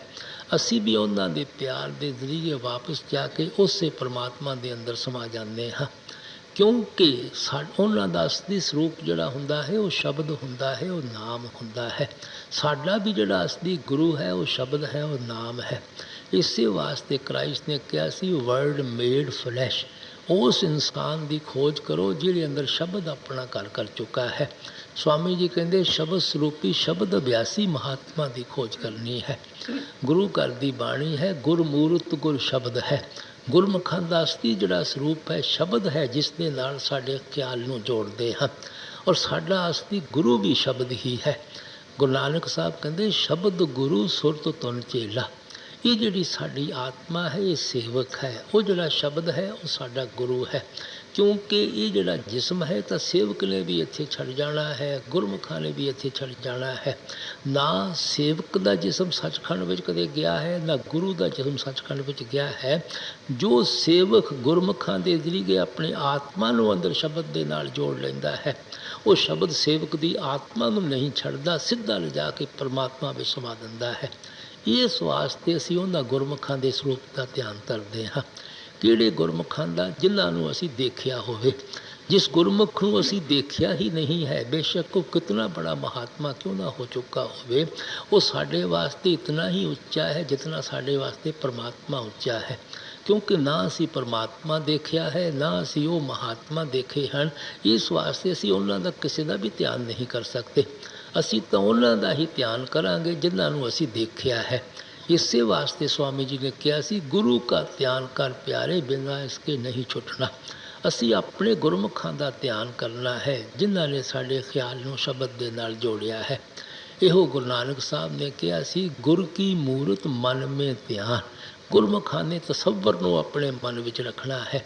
ਇਹੋ ਹੀ ਮੁਸਲਮਾਨ ਫਕੀਰ ਸਮਝਾਉਂਦੇ ਹਨ ਕਿ ਜ਼ਿਕਰ ਦੇ ਜ਼ਰੀਏ ਤੁਸੀਂ ਖਿਆਲ ਨੂੰ ਅੱਖਾਂ ਪਿੱਛੇ ਲਿਆਓ, ਤਸੱਵਰ ਦੇ ਜ਼ਰੀਏ ਤੁਸੀਂ ਖਿਆਲ ਨੂੰ ਅੱਖਾਂ ਪਿੱਛੇ ਠਹਿਰਾਓ। ਜ਼ਿਕਰ ਦਾ ਮਤਲਬ ਸਿਮਰਨ ਹੈ, ਤਸੱਵਰ ਦਾ ਮਤਲਬ ਧਿਆਨ ਹੈ। ਸੋ ਸਿਮਰਨ ਔਰ ਧਿਆਨ ਦੇ ਜ਼ਰੀਏ ਹੀ ਸਾਡਾ ਖਿਆਲ ਅੱਖਾਂ ਪਿੱਛੇ ਟਿਕਦਾ ਹੈ। ਫਿਰ ਖੁਦ ਬ ਖੁਦ ਮਿਕਨਾਤੀਸ ਦੀ ਤਰ੍ਹਾਂ ਸਾਡਾ ਖਿਆਲ ਜਾ ਕੇ ਸ਼ਬਦ ਦੇ ਨਾਲ ਜੁੜ ਜਾਂਦਾ ਹੈ। ਜਿਤਨਾ ਚਿਰ ਸਿਮਰਨ ਔਰ ਧਿਆਨ ਦੇ ਜ਼ਰੀਏ ਅਸੀਂ ਉਸ ਨੁਕਤੇ ਔਰ ਪੁਆਇੰਟ 'ਤੇ ਖਿਆਲ ਇਕੱਠਾ ਨਹੀਂ ਕਰਦੇ, ਜਿੱਥੇ ਸ਼ਬਦ ਦਿਨ ਰਾਤ ਸਾਡੇ ਅੰਦਰ ਤੁਣਕਾਰਾਂ ਦਿੰਦਾ ਹੈ, ਅਸੀਂ ਸ਼ਬਦ ਦੀ ਲੱਜ਼ਤ ਕਿਸ ਤਰ੍ਹਾਂ ਹਾਸਲ ਕਰ ਸਕਦੇ ਹਾਂ। ਸੋ ਉਸ ਸ਼ਬਦ ਨੂੰ ਪਕੜਨ ਵਾਸਤੇ ਸਿਮਰਨ ਔਰ ਧਿਆਨ ਕਰਨਾ ਬੜਾ ਜ਼ਰੂਰੀ ਹੈ। ਇਸ ਵਾਸਤੇ ਸਵਾਮੀ ਜੀ ਕਹਿੰਦੇ ਹਨ ਕਿ ਸਿਮਰਨ ਔਰ ਧਿਆਨ ਦੇ ਜ਼ਰੀਏ ਖਿਆਲ ਨੂੰ ਸ਼ਬਦ ਦੇ ਨਾਲ ਜੋੜੋ, ਤਾਂ ਕਿ ਤੁਸੀਂ ਸ਼ਬਦ ਦੀ ਲੱਜ਼ਤ ਜਦੋਂ ਹਾਸਲ ਕਰੋ, ਤੁਹਾਡਾ ਦੁਨੀਆ 'ਚੋਂ ਮੋਹ ਨਿਕਲ ਜਾਵੇ, ਦੁਨੀਆ 'ਚੋਂ ਪਿਆਰ ਨਿਕਲ ਜਾਵੇ। ਬਿਨ ਗੁਰੂ ਦਇਆ ਛੂਟੋ ਨਹੀਂ ਯਾਸੇ,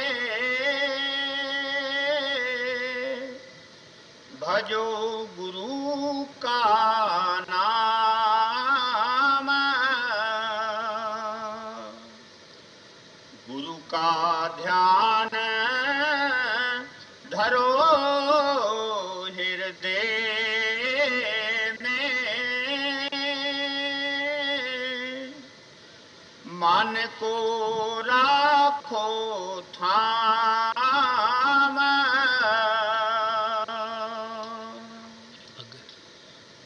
दयाल तेरी दया विचारे,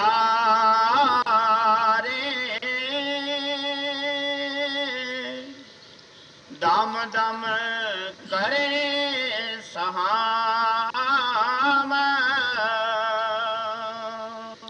ਆਪ ਫਰਮਾਉਂਦੇ ਹਨ, ਮਾਲਕ ਤਾਂ ਹਰ ਇੱਕ ਦੇ ਅੰਦਰ ਅੱਖਾਂ ਪਿੱਛੇ ਦਿਨ ਰਾਤ ਦਇਆ ਕਰਨ ਲੱਗਾ ਹੋਇਆ ਹੈ, ਲੇਕਿਨ ਅਸੀਂ ਉਸ ਨੁਕਤੇ ਔਰ ਪੁਆਇੰਟ 'ਤੇ ਹੀ ਖਿਆਲ ਇਕੱਠਾ ਨਹੀਂ ਕਰਦੇ ਜਿੱਥੇ ਦਾਤਾ ਦਾਤ ਦਿੰਦਾ ਹੈ, ਬਖਸ਼ਿਸ਼ ਕਰਦਾ ਹੈ, ਦਇਆ ਕਰਦਾ ਹੈ। ਤੁਸੀਂ ਸੋਚੋ, ਕਿਤਨੀ ਵੀ ਜ਼ਬਰਦਸਤ ਬਾਰਿਸ਼ ਕਿਉਂ ਨਾ ਹੁੰਦੀ ਹੋਵੇ, ਅਗਰ ਆਪਾਂ ਇੱਕ ਬਰਤਨ ਨੂੰ ਉਲਟਾ ਕੇ ਰੱਖ ਦੇਵਾਂਗੇ, ਉਸ ਬਰਤਨ ਦੇ ਅੰਦਰ ਇੱਕ ਪਾਣੀ ਦਾ ਕਤਰਾ ਨਹੀਂ ਜਾ ਸਕਦਾ। ਅਗਰ ਬਰਤਨ ਸਿੱਧਾ ਕਰ ਦਿਆਂਗੇ, ਪਹਿਲੀ ਨਹੀਂ ਦੂਸਰੀ ਤੀਸਰੀ ਬਾਰਿਸ਼ ਭਰ ਜਾਵੇਗਾ।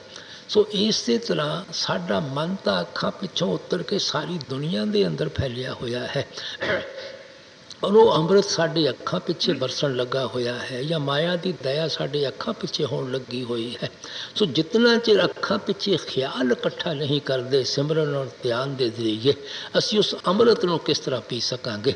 ਇਸ ਵਾਸਤੇ ਸਵਾਮੀ ਜੀ ਸਾਨੂੰ ਪਿਆਰ ਨਾਲ ਸਮਝਾਉਂਦੇ ਹਨ ਕਿ ਹਰ ਇੱਕ ਨੂੰ ਅੱਖਾਂ ਪਿੱਛੇ ਖਿਆਲ ਇਕੱਠਾ ਕਰਕੇ ਮਾਲਿਕ ਦੀ ਦਇਆ ਮਿਹਰ ਬਖਸ਼ਿਸ਼ ਤੋਂ ਫਾਇਦਾ ਉਠਾਉਣਾ ਚਾਹੀਦਾ ਹੈ। ਵੇ ਦਇਆਲ ਤੇਰੀ ਦਇਆ ਵਿਚਾਰੈ,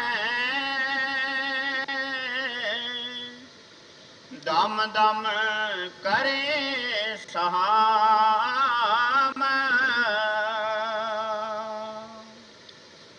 ਛੋੜ ਭੋਗ ਕਿਉਂ ਰੋਗ ਬਸਾਵੇ,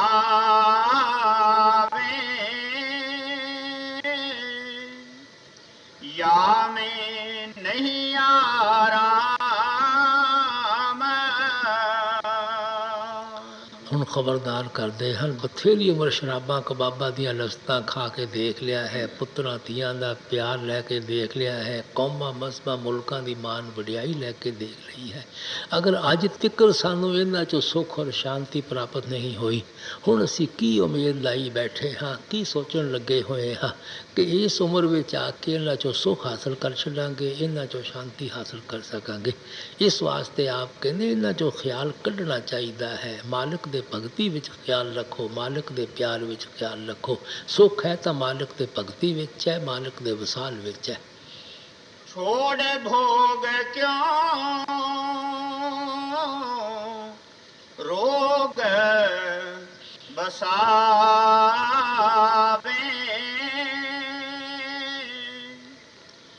या में नहीं आराम,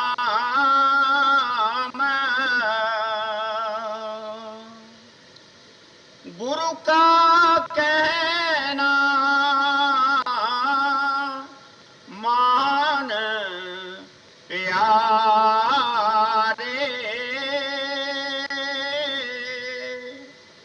तो पावे विश्राम।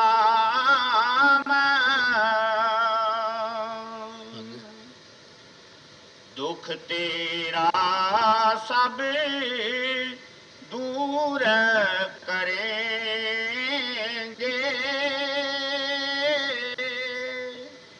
देंगे अचल मुकाम।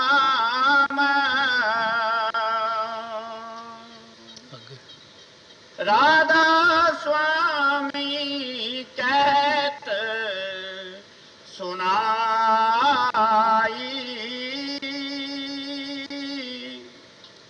खोज करो निज नाम।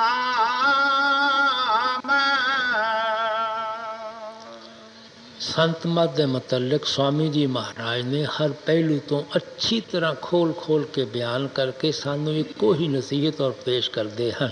ਖੋਜ ਕਰੋ ਨਿਜ ਨਾਮ, ਅਸਲੀ ਸੱਚੇ ਸ਼ਬਦ ਸੱਚੇ ਨਾਮ ਦੀ ਖੋਜ ਕਰਨੀ ਚਾਹੀਦੀ ਹੈ, ਕਿਉਂਕਿ ਜੋ ਕੁਝ ਸਾਨੂੰ ਪ੍ਰਾਪਤ ਹੋਣਾ ਹੈ ਸੱਚੇ ਸ਼ਬਦ ਦੀ ਕਮਾਈ, ਸੱਚੇ ਨਾਮ ਦੀ ਕਮਾਈ ਤੋਂ ਪ੍ਰਾਪਤ ਹੋਣਾ ਹੈ। ਔਰ ਉਹ ਸੱਚਾ ਸ਼ਬਦ ਚੋਰਾਂ ਅੰਦਰ ਵੀ ਹੈ, ਠੱਗਾਂ ਅੰਦਰ ਵੀ ਹੈ, ਸਾਧੂ ਸੰਤਾਂ ਮਹਾਤਮਾ ਅੰਦਰ ਵੀ ਹੈ। ਇੱਥੇ ਕਿਸੇ ਕੌਮ ਜਾਂ ਮਜ਼ਹਬ ਔਰ ਮੁਲਕ ਦੇ ਸਵਾਲ ਪੈਦਾ ਨਹੀਂ ਹੁੰਦਾ। ਸਾਨੂੰ ਵੀ ਚਾਹੀਦਾ ਹੈ ਸੰਤਾਂ ਮਹਾਤਮਾ ਦੇ ਉਪਦੇਸ਼ ਤੋਂ ਫਾਇਦਾ ਉਠਾ ਕੇ ਆਪਣੇ ਅੰਦਰੋਂ ਆਪਣੇ ਖਿਆਲ ਨੂੰ ਅੰਦਰ ਸੱਚੇ ਸ਼ਬਦ ਦੇ ਨਾਲ ਜੋੜੀਏ, ਸੱਚੇ ਨਾਮ ਦੇ ਨਾਲ ਜੋੜੀਏ। राधा स्वामी कहत सुनाई,